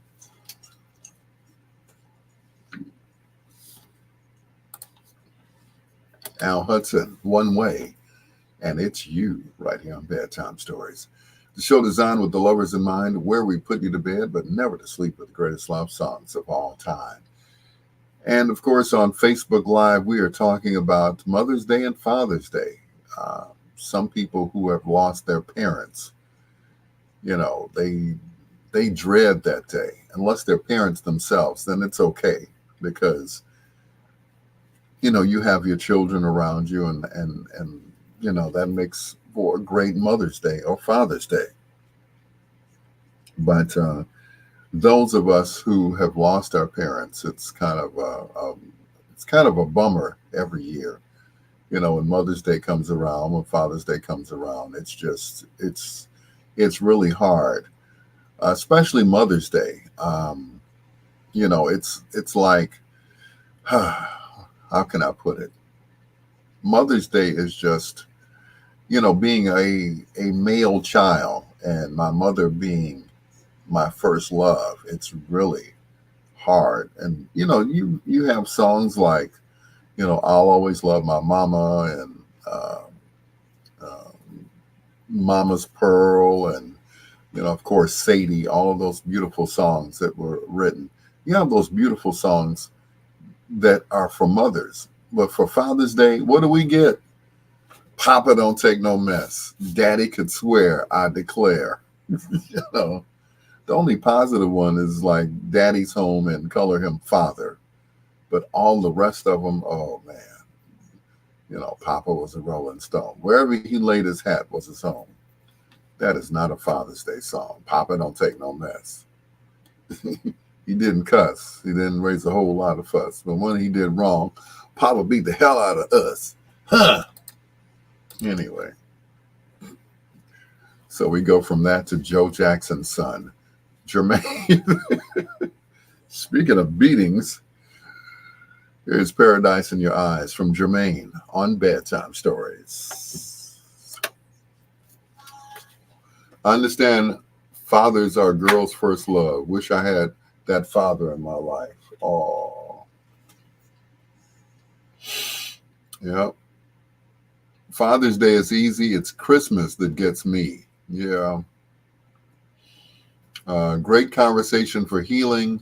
Sorry for your loss, Leslie. Prayers for you. We had to put that face on to hide the pain. Yeah. Yep. But yes, my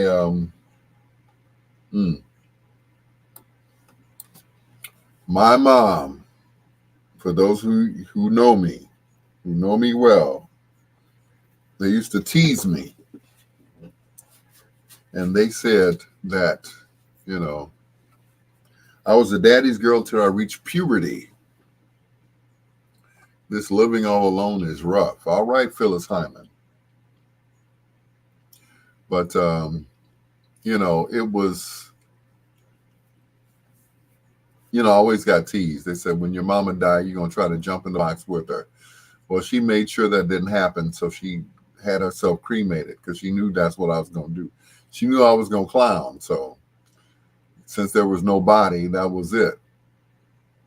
So LT said it's rough. My mom's been gone 34 years. It seems like yesterday.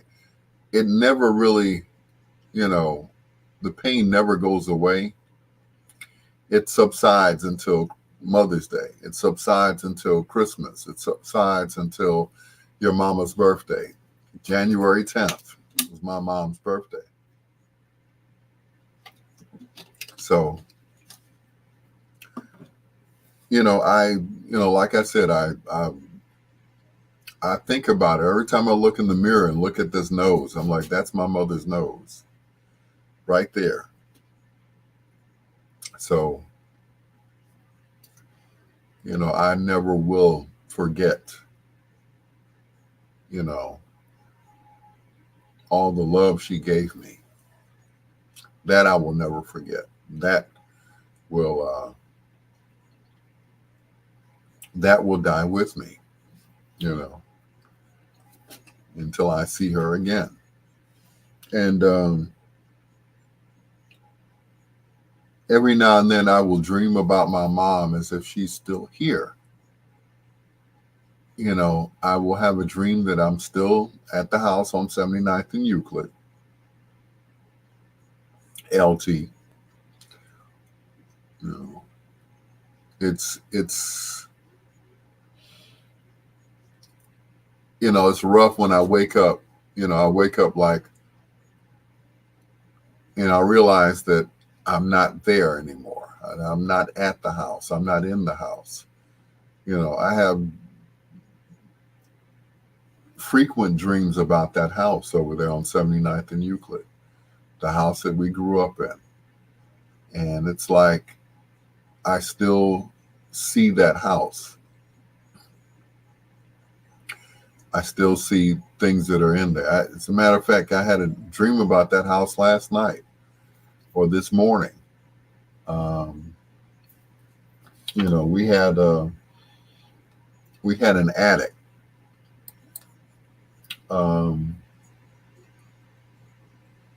And of course, in the attic, Mom would store stuff upstairs. Be old clothes, old shoes, stuff that she couldn't wear anymore, stuff that we couldn't wear anymore, and it stayed up there. And I always said one of these days I was not going to move out. I was going to fix the attic, and that's where I was going to live, in the attic, until I, and it never happened. As a matter of fact, there is no more attic. The chimney fell through the house. Did I say chimney? Chimney. My mom's birthday was December 12th, 1922. She died June 17th, 1987. Rest in peace and paradise.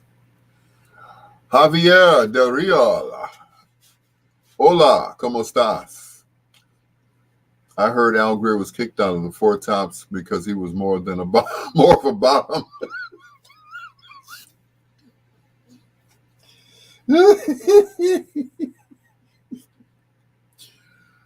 Oh.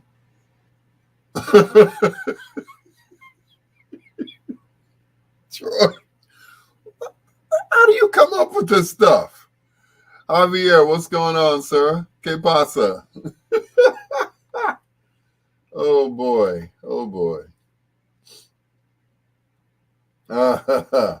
Four Tops. I was more of a bottom. Okay.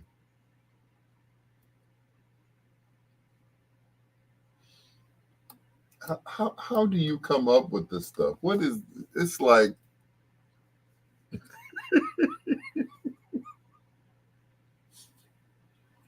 I would have made it Five Tops, but anyway, Five Tops or Four Tops in the bottom. There you go.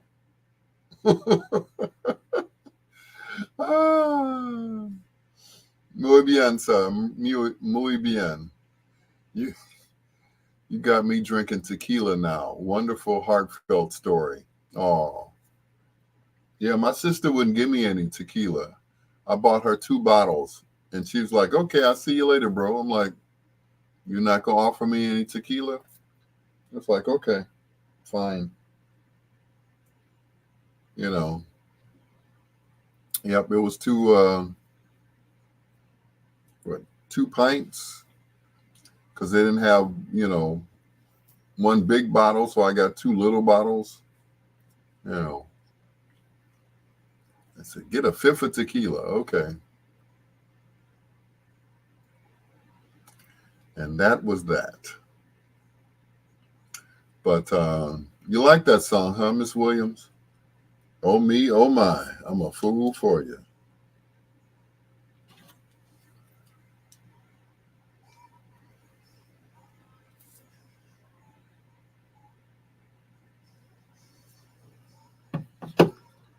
You got a 5th. She goes to brain surgery tomorrow morning. Okay.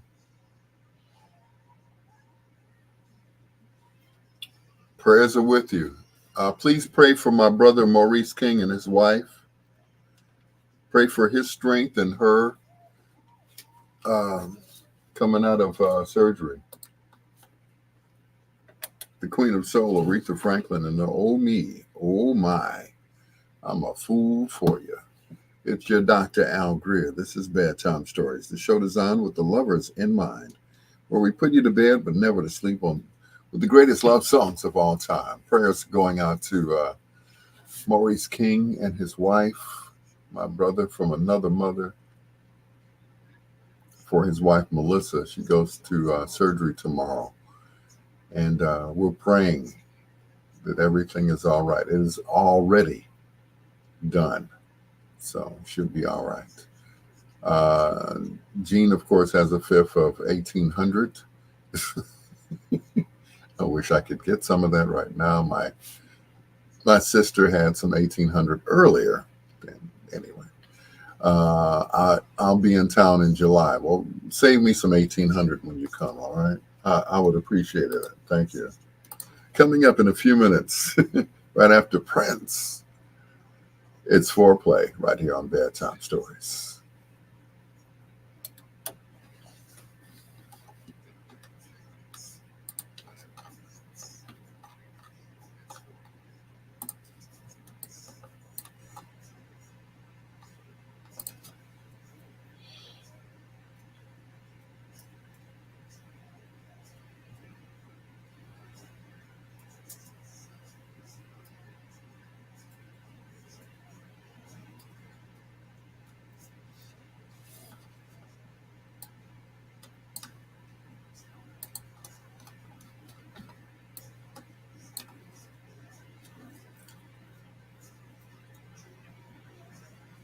Oh, you can get some. Thank you.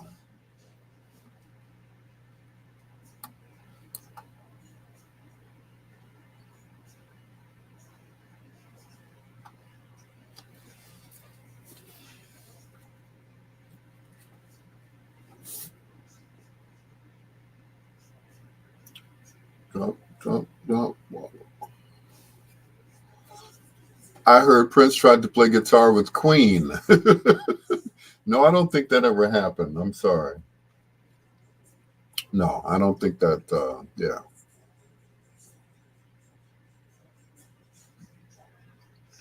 Wouldn't that have been something, though? Prince playing with Queen.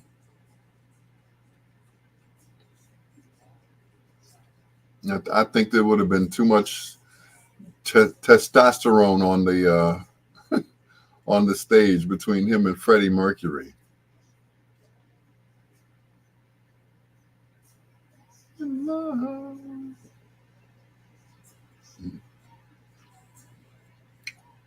You doing Prince for foreplay? No, I thought you asked for Ray Goodman and Brown. Angie said, "Who woke up Troy?" I know, right?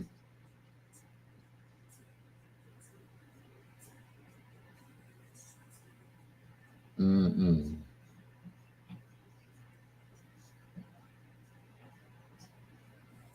Mm-mm-mm-mm.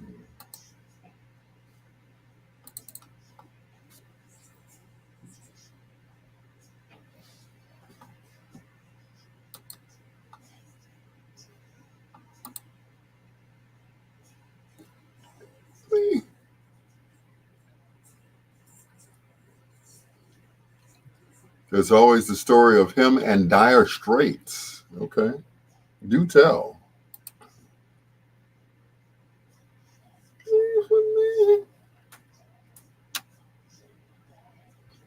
To your rivers and ocean.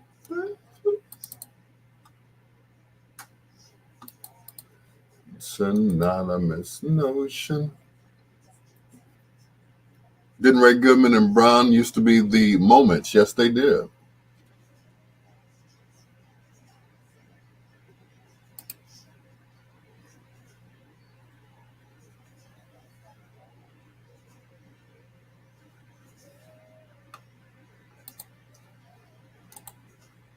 Mm-mm-mm.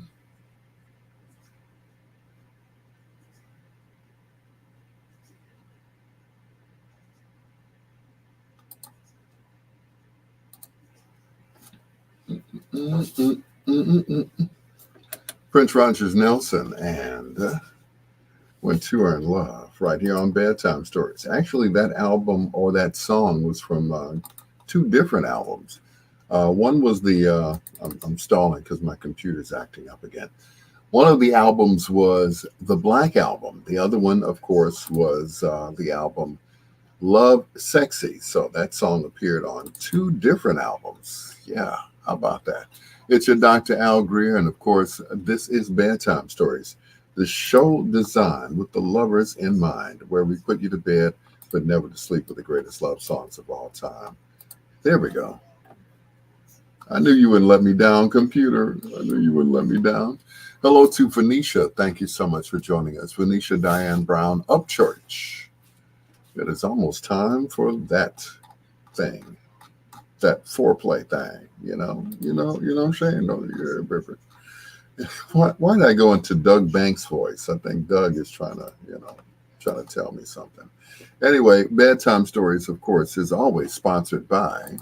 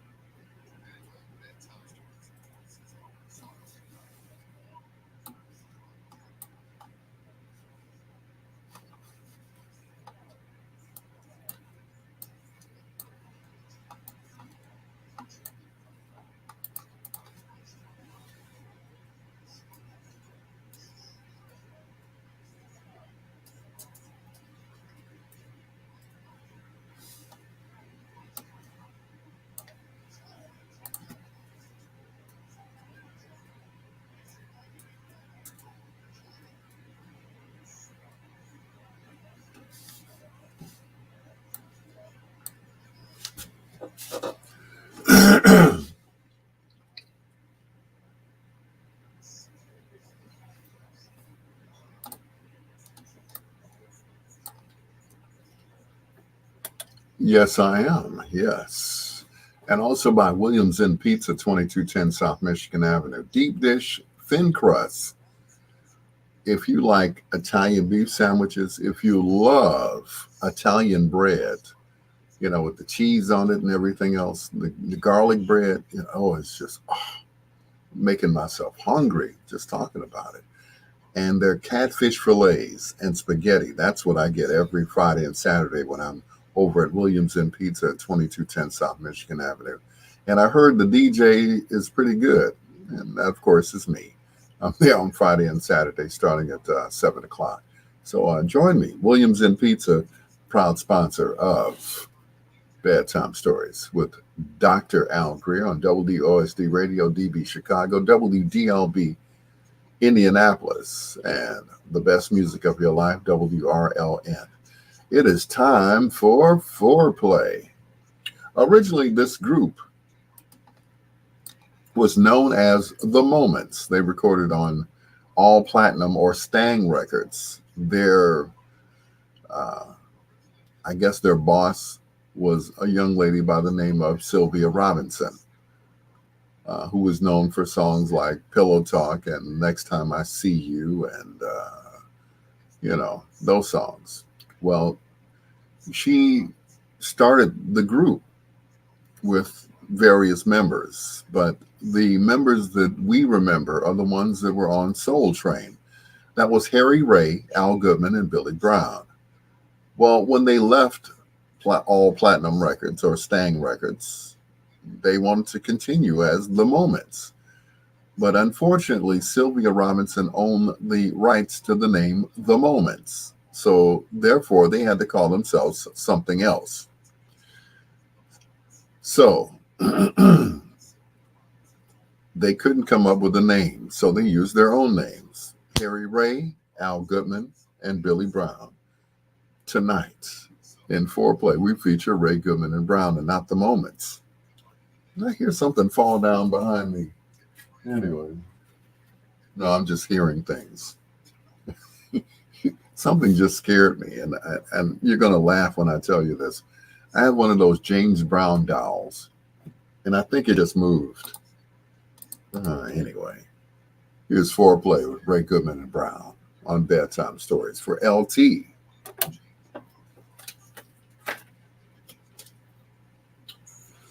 Uh, I thought Dire Straits was mad at Prince for copying their song "Walk of the Life," "Walk of the Life" in stilettos. Uh,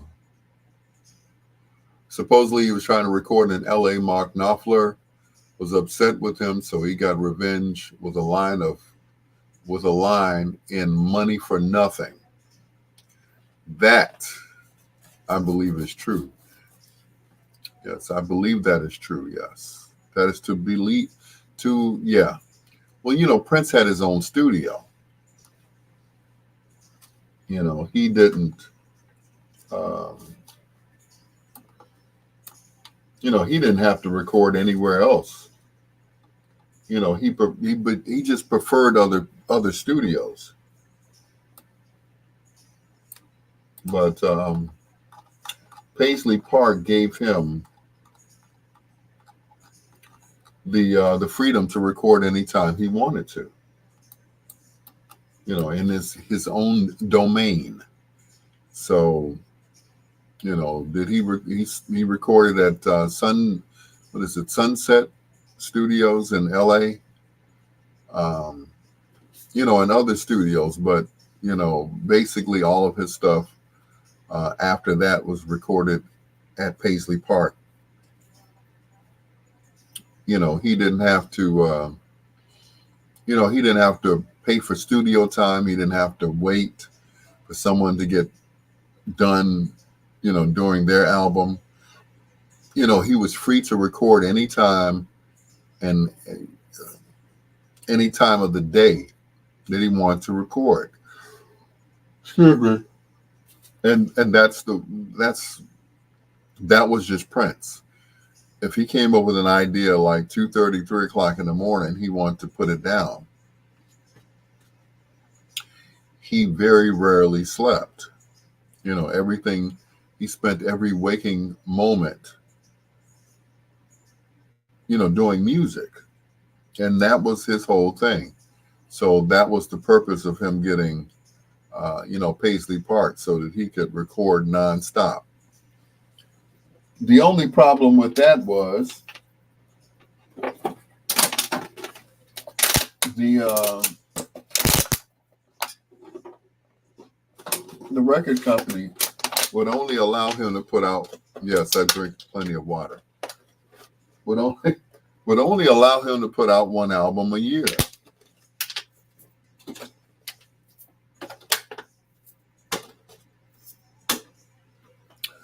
Well, he had like Good Night, Monique Flores, running for alderman.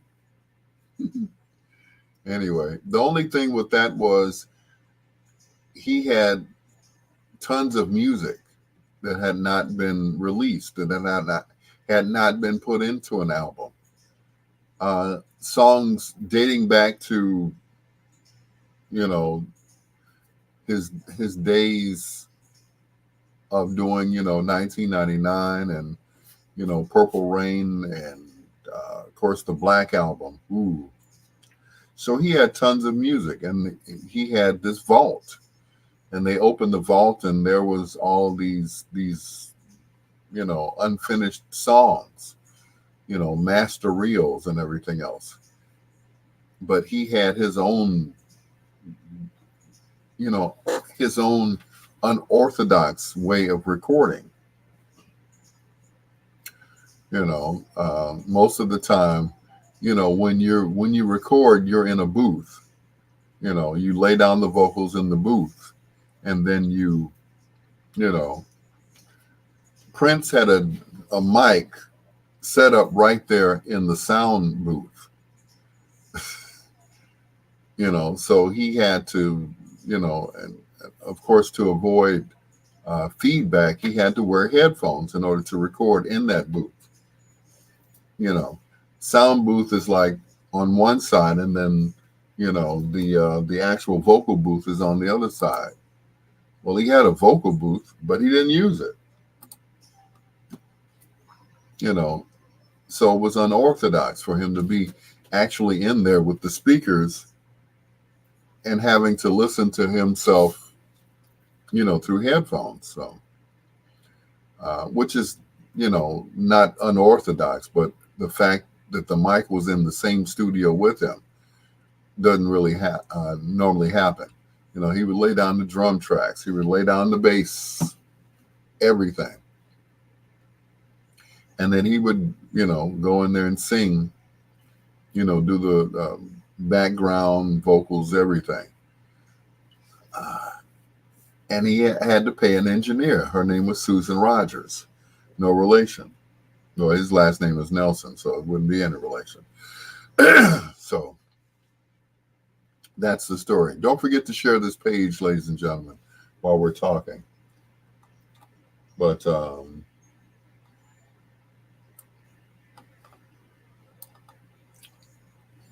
basically everything was put together in that studio. So,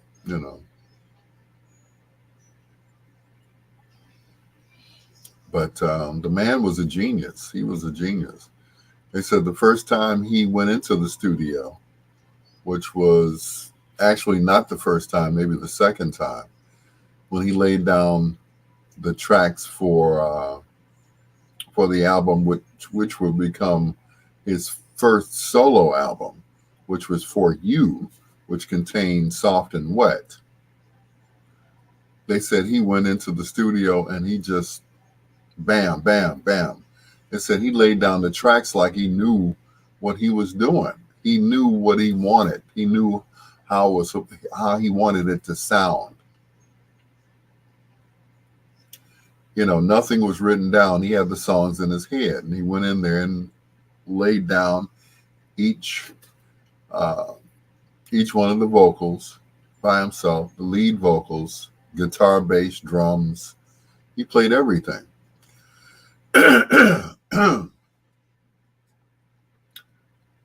With the earrings and the makeup, yeah, buddy, that's his own hair. Those were the days when he was working with Owen Hunsley. Yeah. Isn't it ironic that Al B. Sure was quite indecisive? Al B. Sure. Oh, here we go again, Troy. How do you come up with this stuff? Yeah. He's quite indecisive. Al B. Sure. I'm almost sure. Not quite. But anyway. Yep. But yeah, Prince was quite the perfectionist. He could have had other musicians on his albums, but he chose to do it all himself. And then in live performances, he had his group, The Revolution, which was originally Andre Simone on bass, Bobby Z on drums, Lisa Coleman, Wendy on guitar and keyboards, and Des Dickerson on rhythm guitar. But on all the albums, he played every instrument. And when he started using the drum machine, it made everything a lot easier because he could use a sequencer and it made things a little bit more streamlined then. So, but he was a genius. I don't care what anybody says. Michael Jackson was okay. I've seen his interviews with Quincy Jones, and he said Mike didn't cuss. He said, "Don't say that. Say a smelly jelly." Smelly jelly? What? It's like, Dez never got that solo album he was working on.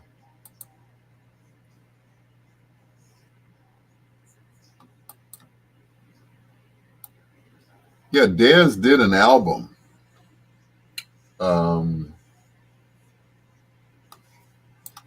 Because there's a song that he did in the movie that didn't make it to anywhere. It was I Want to Be a Modernaire. I want to be a modernaire, a modernaire, a modernaire. which sounded like a Prince song. It sounded like it should have been a B-side of one of Prince's, A-sides. But of course, it never got released. It ended up in the vault somewhere, and, which led Diz to, or Dez, not Diz, but that's the guy that spins. But he was like, he went into the ministry, Reverend Dez Dickerson now. So, I hear the helicopter outside. I heard Michael Jackson referred to Halloween candy as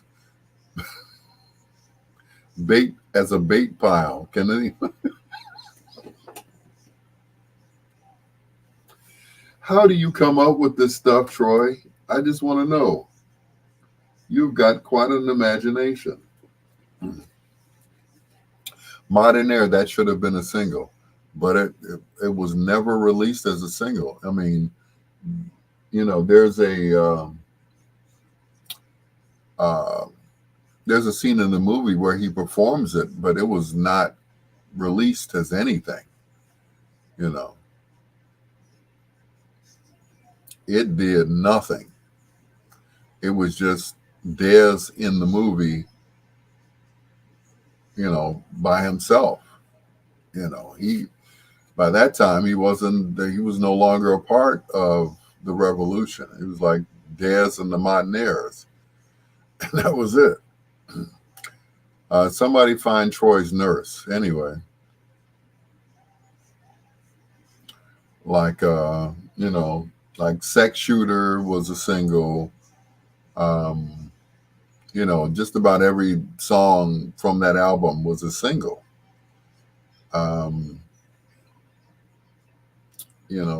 Jungle Love, which is interesting. Jungle Love, that album wasn't even out yet. And that was the album with, what was it, Ice Cream Castles, Maurice? Yeah. Jungle Love was just in its, its early stages. When you think of Purple Rain, none of those songs that they performed were even out yet.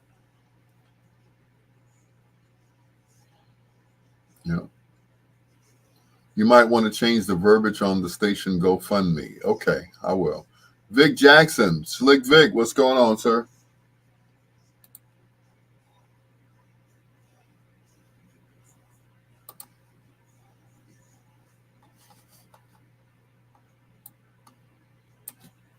But that was Ice Cream Castles with Jungle Love, Ice Cream Castles, of course. If the Kid Can't Make You Come, one of my favorites. If the Kid Can't Make You Come, nobody can. But their album came out after Purple Rain. So all of those songs that we heard in the movie,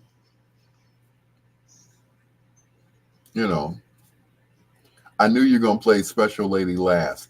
Yeah, because it was their first hit as Ray Goodman and Brown. Yeah. But let's see. Sex Shooter, which was in the movie was not released until afterwards. And it was only released as a single. There was I don't think there was even a Vanity or Apollonia 6 album, was there, Maurice? Or there was an album that didn't do anything with Sex Shooter on it. Well, Vanity 6, yes, had a whole album. But Apollonia, I think that album went nowhere fast. It crashed and burned. It went like, boom, So the only ones that really were having hits from that were Prince and, of course, Morris Day and the Time. That was it. I know what you meant, Apollonia.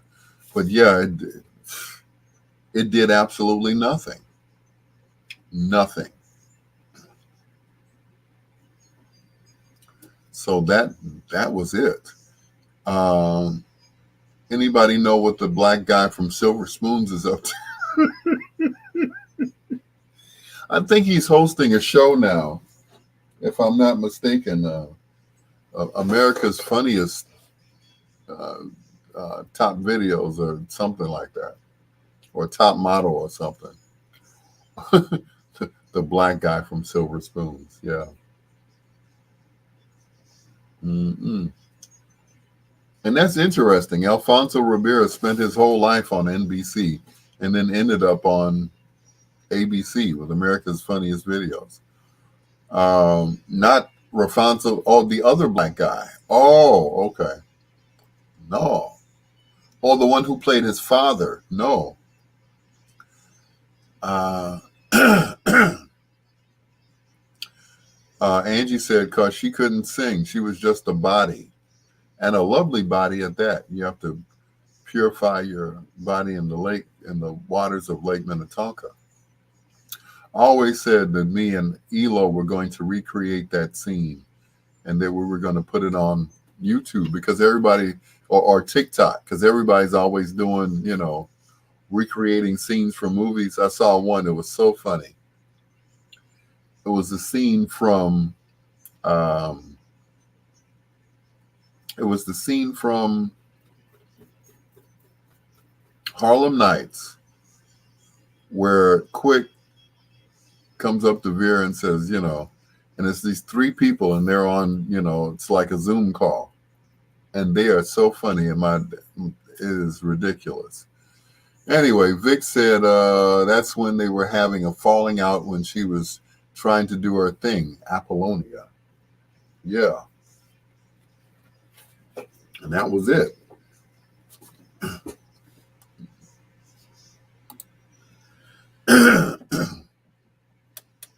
Because you got me sitting on top of the world, sitting on top of this girl. Anyway, that's going to do it for Foreplay. Ray Goodman and Brown, Harry Ray, Al Goodman, Billy Brown, a.k.a. The Moments. At one time, they were known as The Moments. Songs like Come On, Sexy Mama, and Not on the Outside, but Inside Strong. And, of course, who could forget Look at Me, I'm in Love. But in the beginning, there were other singers in that group, but they were always known as The Moments. But it wasn't until Harry Ray, Al Goodman, and Billy Brown became the face of The Moments. Because up until then, we had hardly seen them anywhere except on album covers. And it was ever changing until Soul Train came out. And then there was, Al Goodman, Harry Ray, and Billy Brown always standing, with each other. I remember going to a concert and they did the song that, of course, was made famous by Quincy Jones and company. They did Secret Garden, which I thought was just so cool. I'm like, go ahead, y'all. They did Secret Garden. And each one, when they did their parts, they would put a spotlight on them. I said, one of these days, I am going to, do that song along with some other people. Of course, I would do the Barry White part, of course. Anyway, Victor Jackson, what's going on, sir? Maurice King, Troy Anthony, LT, you're welcome for the Foreplay featuring Ray Goodman and Brown. Not on the Outside, Herb Kent hit me to that song on the Look at Me, I'm in Love album. Yep. They were great. But I remember Harry Ray was the first one to go. He was on, I think he was on, he had a high blood pressure and he was on medication, but he refused to take his medication. So eventually it took him out. But right after he left, he was replaced in what they say rapid concession with Mr. Kevin Owens, who was a background singer for Luther Vandross. So he became the Ray in the Ray Goodman and Brown, and he's been singing with the group ever since. And this was their first hit as Kevin Owens, aka Kevin Ray Owens, Al Goodman, and Billy Brown. It was Where Did You Get That Body? Right here on Bedtime Stories with your peanut butter brother, Dr. Al Greer. Have no fear.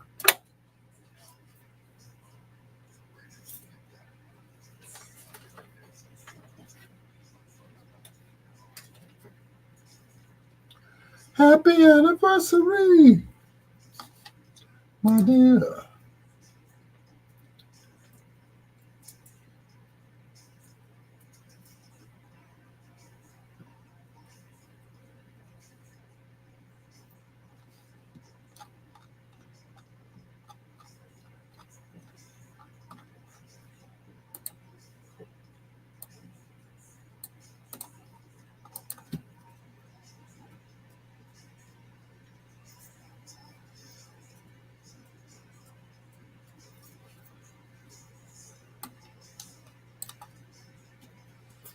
Mm-mm.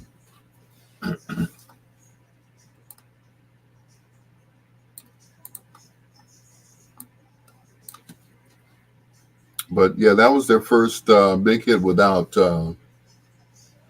Harry Ray. And it didn't do so well, but it gave them a different sound than the sound that they had as the moments going into Ray Goodman and Brown. It gave them a different sound. So the other black guy from Silver Spoons is Leonard Lightfoot. He's 74 years old and retired from acting. So he was the one that was the lawyer on there. He was the father of Alfonso Rivera's character. Interesting, and still alive. How ironic! A guy named Lightfoot was a bit light in the loafers. Lightfoot. I need to look him up to see what Leonard Lightfoot. Interesting.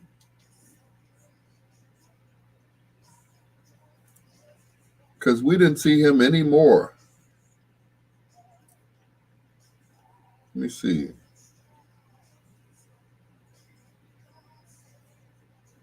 You go to Google. Leonard Lightfoot.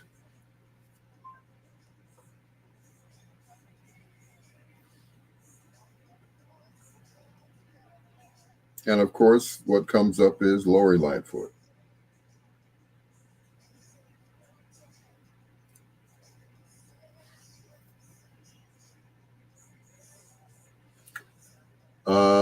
He was known for playing the attorney Leonard Rollins on the first season of the family sitcom Silver Spoons.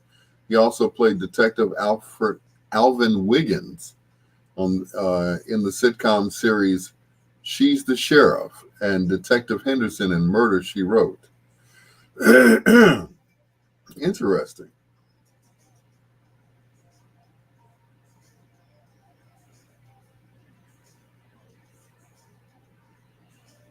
And he's still alive. You're right.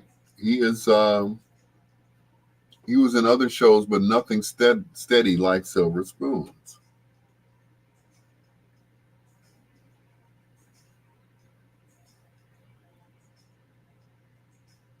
And he is 74 years old. He's still, but I guess he retired in 97.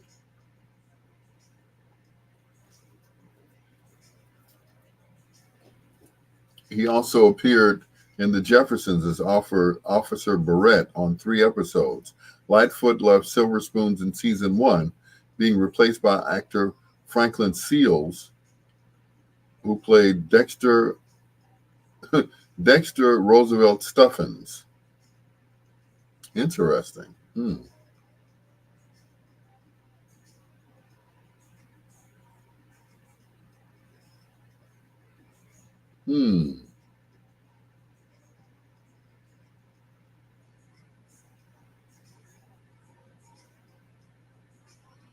Leonard Lightfoot, still kicking. Yep. Wonder if he's related to Gordon Lightfoot. If you could read my mind, love.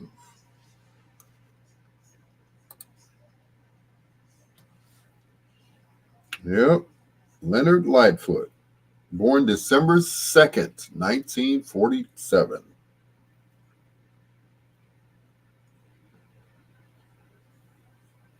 Oh, he was in the White Shadow too.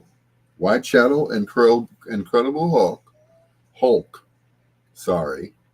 Buck Rogers in the 25th Century. The Brady Brides. Oh, okay. Hill Street Blues. Let's see. America's the greatest American hero. He was in that. Gordon was very Canadian. Yes, he was. Silver Spoons. Give Me a Break. He played Dr. Jamel Lewis or Dr. Jamel Anderson. What's Happening Now? He played Billy. He's the Sheriff. He was Detective Alvin Wiggins. Married with Children, he was Oliver. Quantum Leap, he was Officer Little.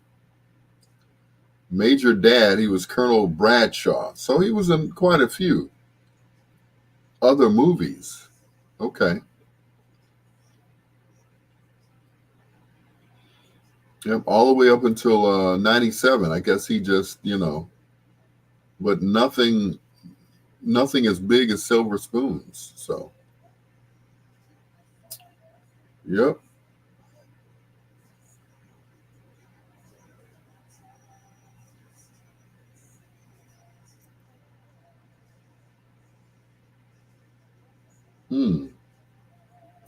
Interesting.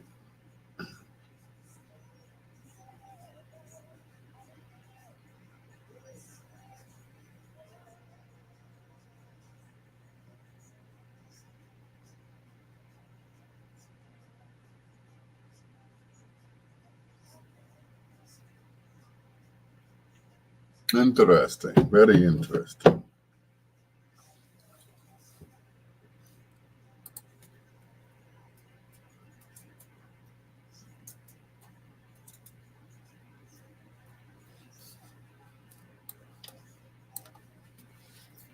Very interesting. Ting. He was in other shows with Nothing Steady Like Silver Spoons. Yeah. Lightfoot. 74. I learned something tonight. He's still alive.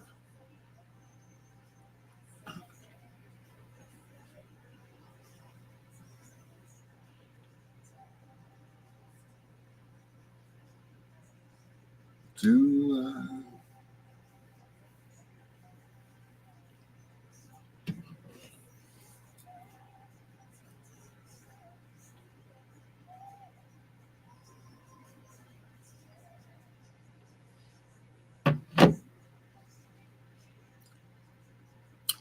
Speaking of still kicking, played Just a Little Bit Tighter by Alive and Kicking on the Loop. That was the station right there, the Loop. They were, whew, they were the stations that came before them. We had what was that? The Mighty Met, WMET, but there was nothing like the Loop, I tell you. The Mighty Met, WMET, 95 and a half. 95 and a half FM.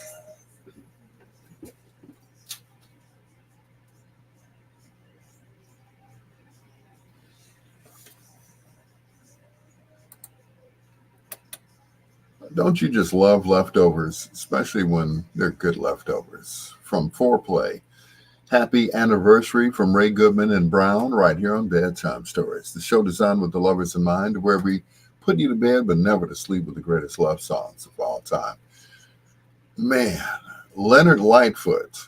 Somebody asked the question, whatever happened to the guy in Silver Spoons? Well, Leonard Lightfoot is still alive and kicking. He's 74 years old.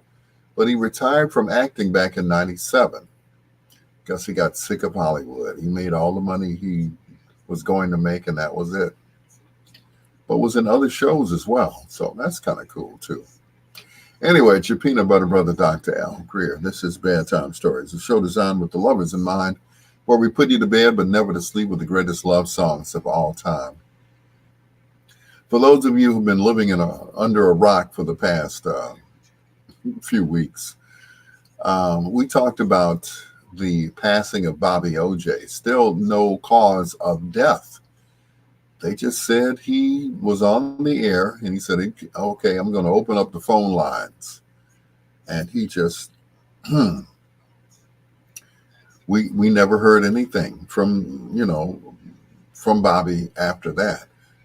He just immediately went into music, and that was it.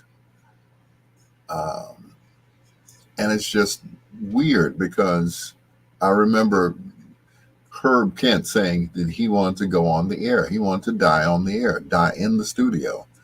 That would have been traumatic for whomever was coming in after him. But I'm sure it was equally as traumatic for them to find out that, Bobby had passed right there in the radio station, in the studio, as a matter of fact.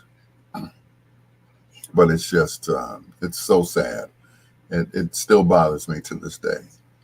I had just sent Bobby a text a few days before saying that I'm going to be down in Memphis and I want to come see you, man. He said, okay, cool. Let me know when. And that was it. Anyway, speaking of radio stations, before all these radio stations, there was WMET, WCFL, Super CFL, of course, WLS, the 50,000 watt blowtorch. Yeah. Love all those stations. Bobby was 68 years young, man, and didn't look it either. Here's The Moments, a.k.a. Ray Goodman and Brown. Man, that still bothers me. That still bothers me. Man. Bobby was the man. I don't care what nobody said. Bobby could have been in syndication. Bobby should have been in syndication. He was that good. He was, and it seemed like he did an interview once, and they said every time Tom Joyner would leave a station, they would call Bobby to replace him, because they had similar styles. But Bobby was on it, even though, Joyner had retired, Bobby was still kicking. He brought that station up from the way it used to be to the way it is now. He brought it back up. I mean, an AM station, 50,000 watts down in Memphis. One of two people that made me want to be in radio. Bobby OJ and who else? Not me.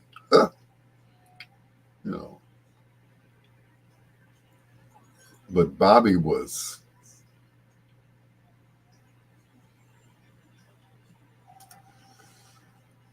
He should have been in syndication. That's all I'm saying. He should have been in syndication.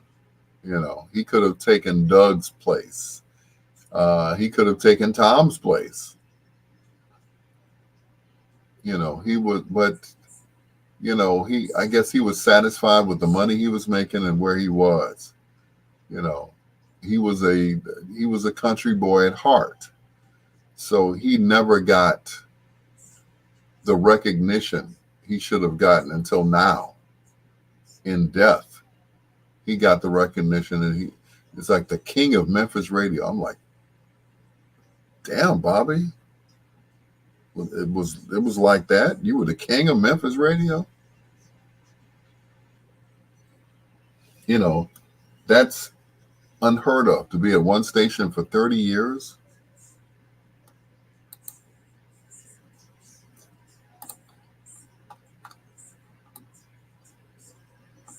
To be at one station for 3 years is a long time. I'm just saying. Can you play Sexy Mama? Sexy Mama. I mean, to be at one station,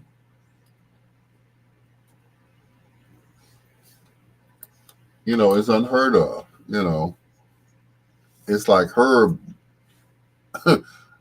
broke all the rules. You're only supposed to be at a station for like 2 or 3 years. Herb was everywhere and there long. Excuse me. When I was in college at Memphis State, him and Dr. Lawrence Gregory Jones, if it wasn't KDIA, it was K97, which was the FM. What was it, KKDA? No, KKDA was in Dallas. WHRK, K97. But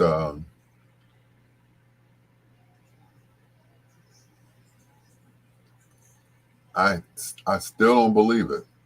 I still don't believe it. And I went back and I looked to see what the cause of death was. Now, Bobby, in the last few years, had become a vegan. So it's just a lot of unanswered questions as to,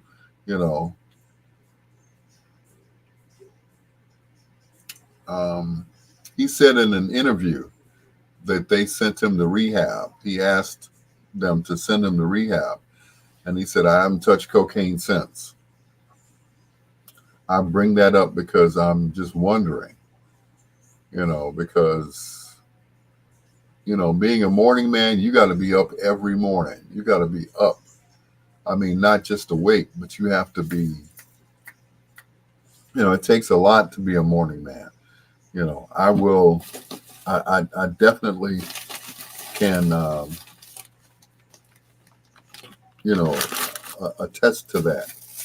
It's hard getting up at 4 o'clock in the morning, whatever time he got up. It's hard getting up and being on. I mean, like being sharp, being funny, being witty, being conversational. That's difficult. And he did it.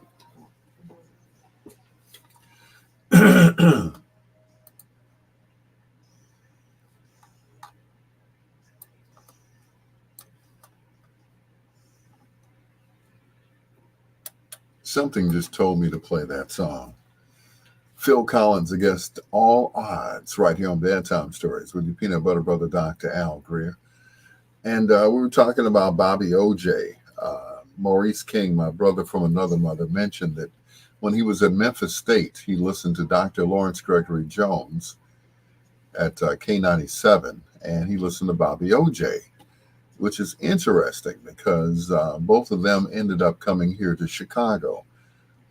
Bobby was at BMX, and Dr. Lawrence Gregory Jones was doing afternoons at WGCI when I was an intern back in, I want to say 81, 82, before I went on the air over at WLTH. And Doc wasn't no punk. He was all of that. The both of them had high ratings. Bobby, of course, was the king of mornings, after Tom Joyner left and went to WJPC. They hired Bobby to replace Tom Joyner because they knew that they would go neck and neck, after each other. Bobby was at BMX. Tom was at JPC when he decided he was going to be the program director and run the radio station over there. Interesting. The same thing with KKDA in Dallas. Tom left and Bobby replaced him. So everywhere Tom went, Bobby replaced him.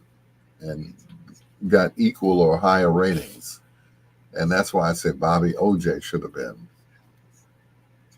He should have been in syndication. I'm just saying. Anyway, uh, LT said, I love Phil Collins. Me too. As a matter of fact, I met a young lady playing Phil Collins on my then, what do they call them, Walkman? Yeah. So I'm listening to Phil Collins. I'm in the back seat of this car, and this young lady that I hadn't even met yet, she came to pick up a friend of mine and me and gave us rides home. Her name was Alva. And she said, what are you listening to? I said, Phil Collins. She said, no Phil Collins being played in my car.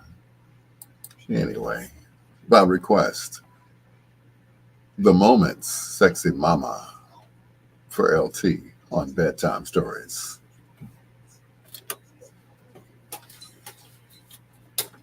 I remember the first time well at Columbia College.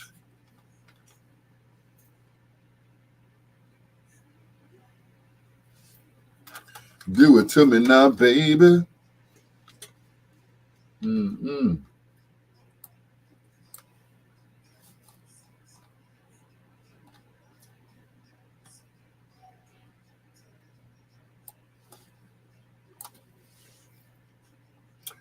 Yeah, met Phil Collins during the last tour with Genesis. Wow, interesting.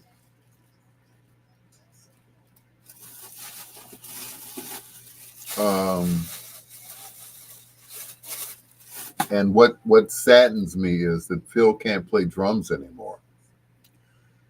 He's got some kind of debilitating disease where he can no longer play drums, which is sad. I mean, we know him as, you know, I heard Billy Ocean's song was originally "Get Out of My Dreams, Get Into My Trunk." Oh God! Once again, Troy, you have made me laugh this evening, uncontrollably. Her before his back gave up, which Angie said he's old now. But of course, that song will never be the same again. Whenever he does "In the Air Tonight," you know, I still don't know to this day what that song means and what it's all about. I mean, I listen to, the words to the song, but I'm still okay. I'm still maybe Maurice can make it plain, but I still don't remember.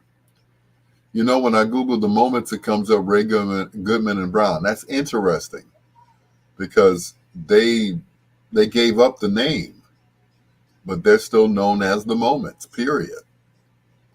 Anyway. But anyway, back to Bobby OJ. I know the people down in Memphis are watching me, and or listening to me. I'm so sorry. I'm so sorry for your loss. I loved him too. I used to hang out with him. I was like, Bobby, can I just hang out with you, man? Can I just, And he called me Lons because at that time I wasn't sure what I wanted to be called. So, yeah, sure, Lons, yeah, come on, hang out with me, man. He was a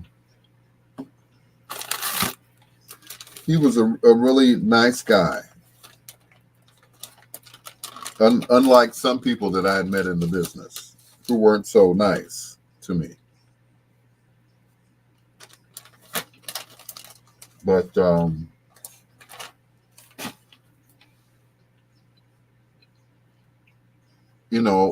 Bobby was always cool with me. We hung out. We went to Carson's together. We went and had chili together. I mean, everything. You know.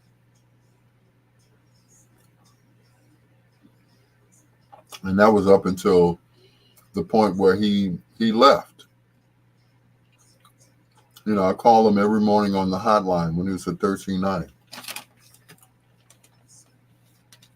You know, I tried to keep in touch with him. Tried to get Bobby to hire me.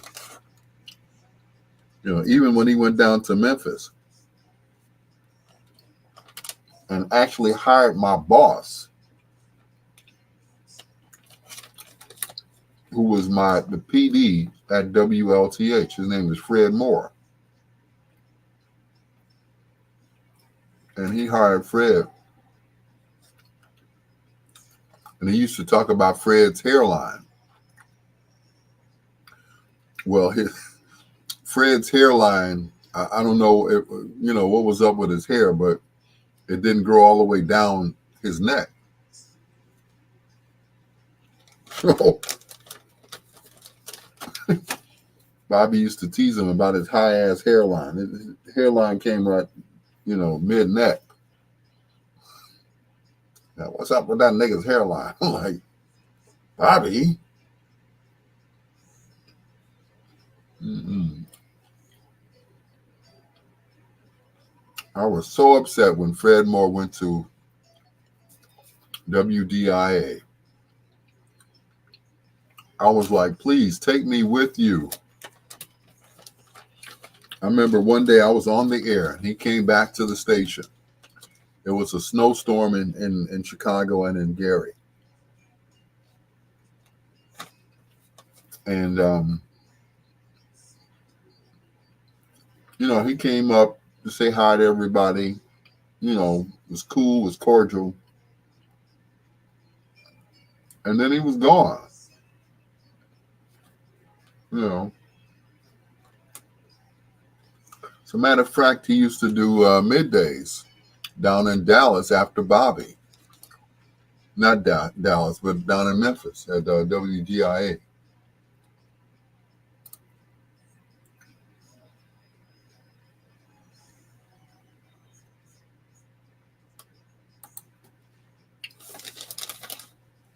So I'm like, Fred was never heard from again.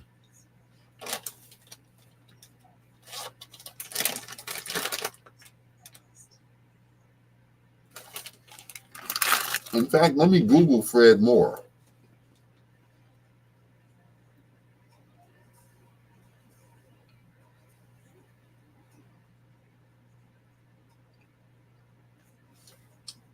Fred Moore, WDIA radio.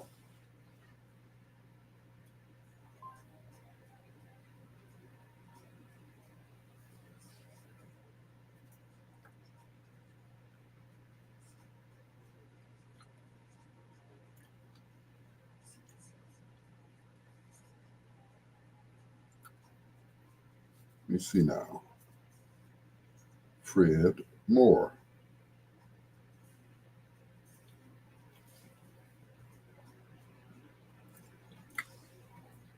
Oh, wow.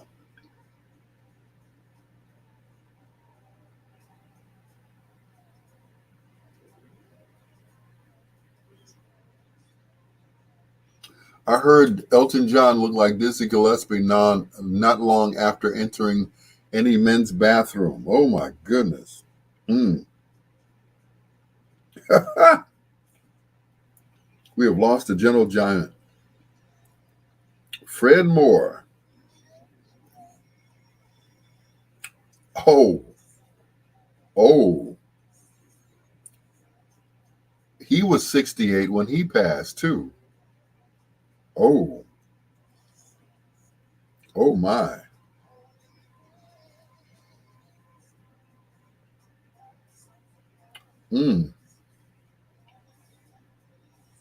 Wow.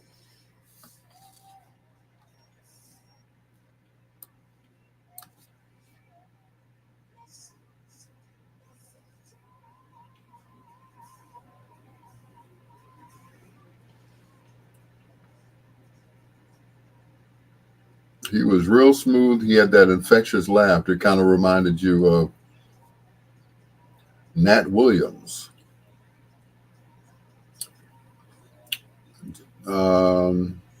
He came to the Memphis market from Indianapolis, which is not true. He was in Gary.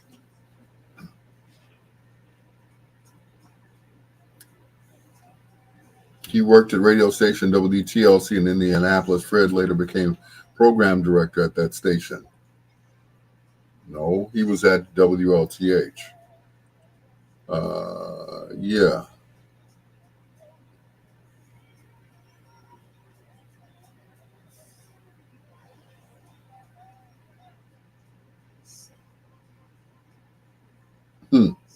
We started calling him Hollywood.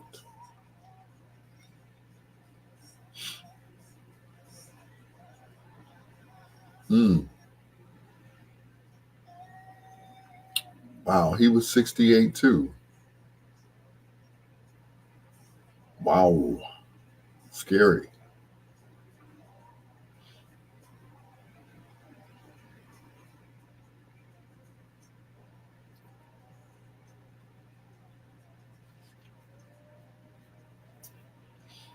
Yeah, Fred was my boss at WLTH.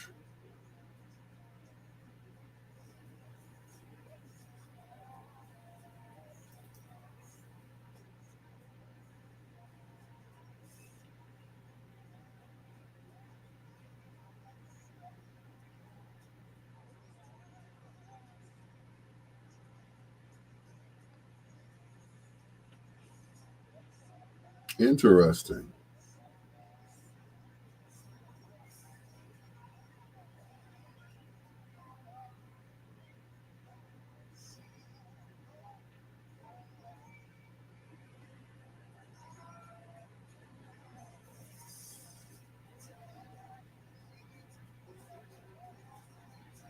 So it started in 1984. I thought it was Lorenzo Butler.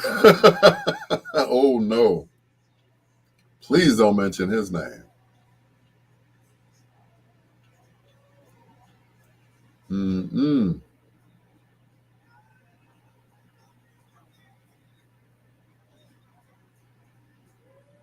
Yep. Fred was the one that hired me, him and Dana Lynn Huskinson. Yep.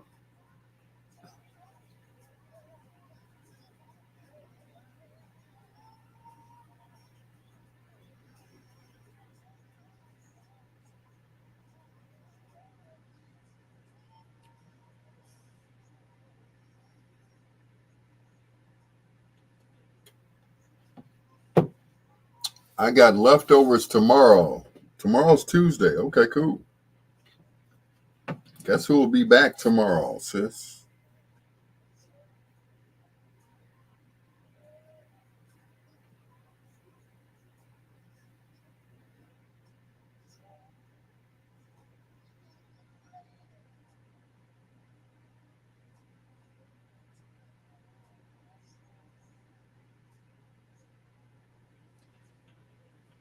Wow.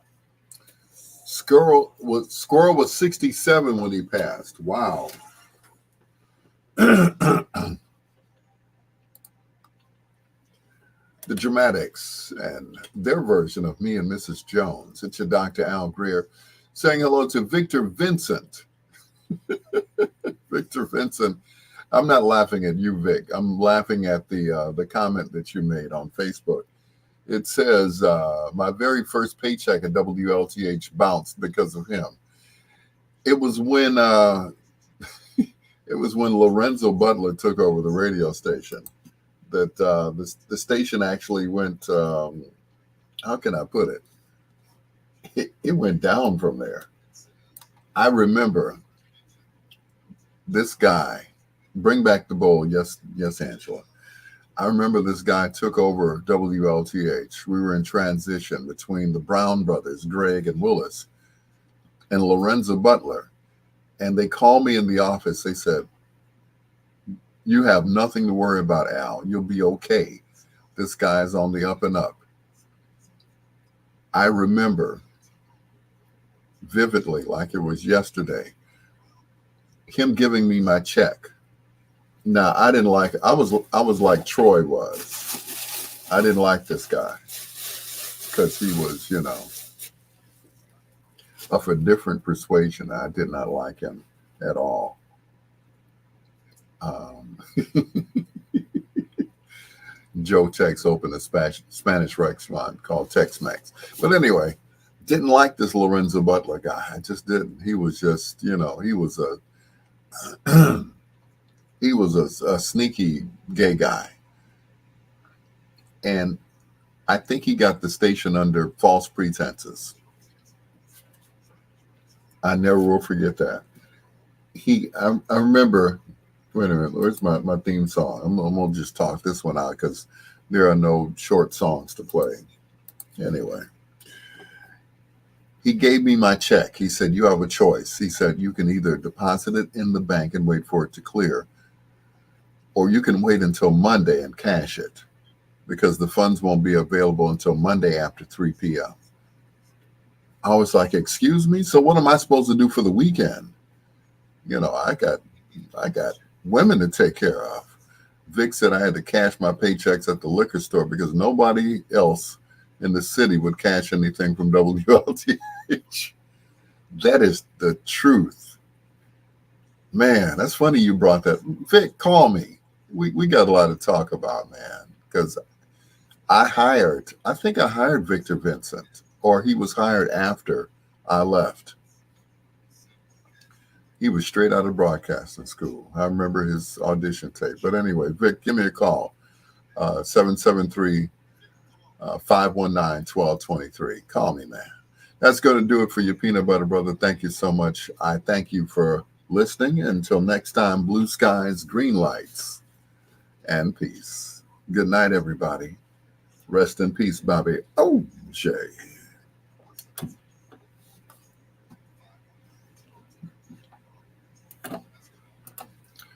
And that's it. Kim Bradshaw, what's going on, sis? Did you get my message? You probably didn't.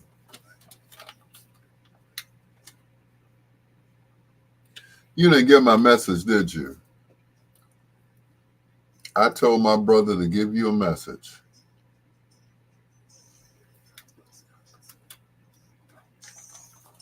Anyway, I'm still closing.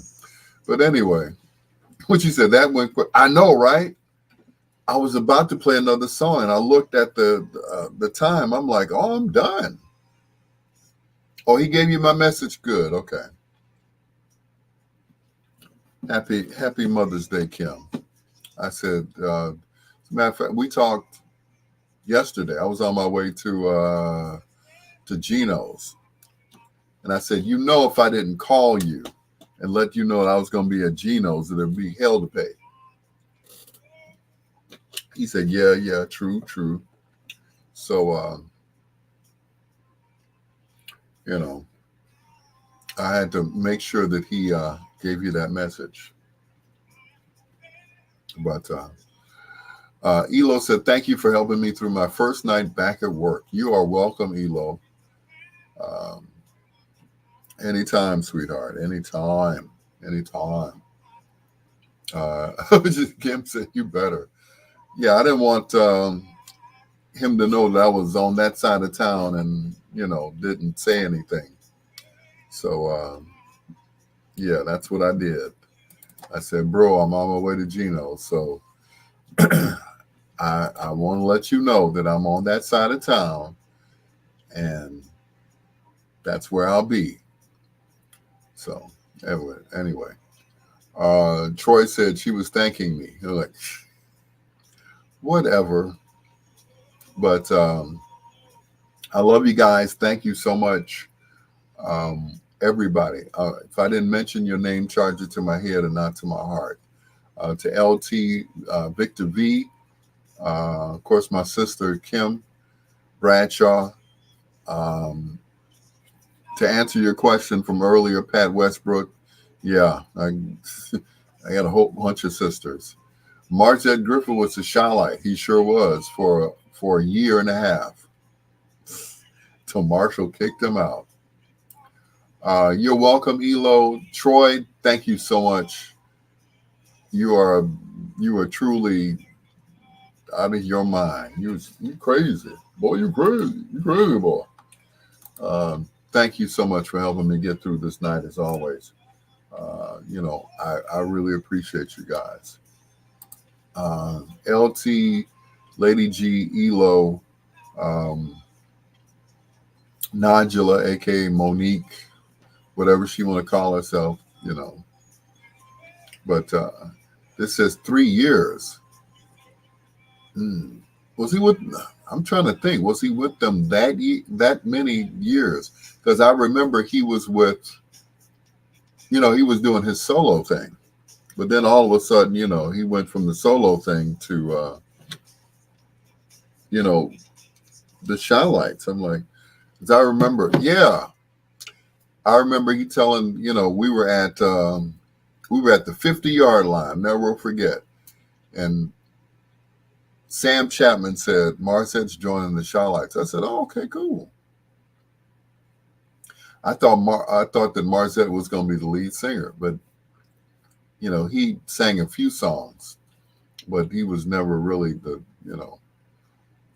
And according to Uncle Marshall, these guys were only sidemen. They weren't, they weren't actual members of the group.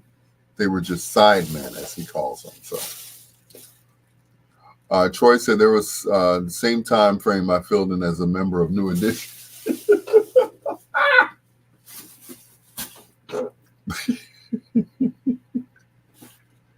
Okay. Yeah, I can see you doing the steps too to Mr. Telephone Man. Hey, Mr. Telephone, there's something wrong with my line. When I dial my baby's number, I get a click every. Yeah, I can just see you doing that anyway. Better stop while you can. Okay. Anyway, thanks, guys. Appreciate you all. Victor V, give me a call, 773-519-1223. Make sure the call goes through. All right, thank you, guys.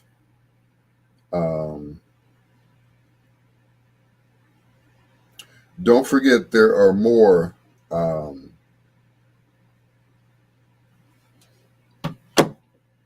was the one who could sing. There you go. I'll leave that alone. But anyway, thank you, guys. I appreciate you all. We'll do it again tomorrow. Peace, sleep well, and God bless you all. Maurice, hope everything goes well with your wife. Kim, kiss my brother for me. I love you guys. Peace out. I'm gone. See you tomorrow night. God willing.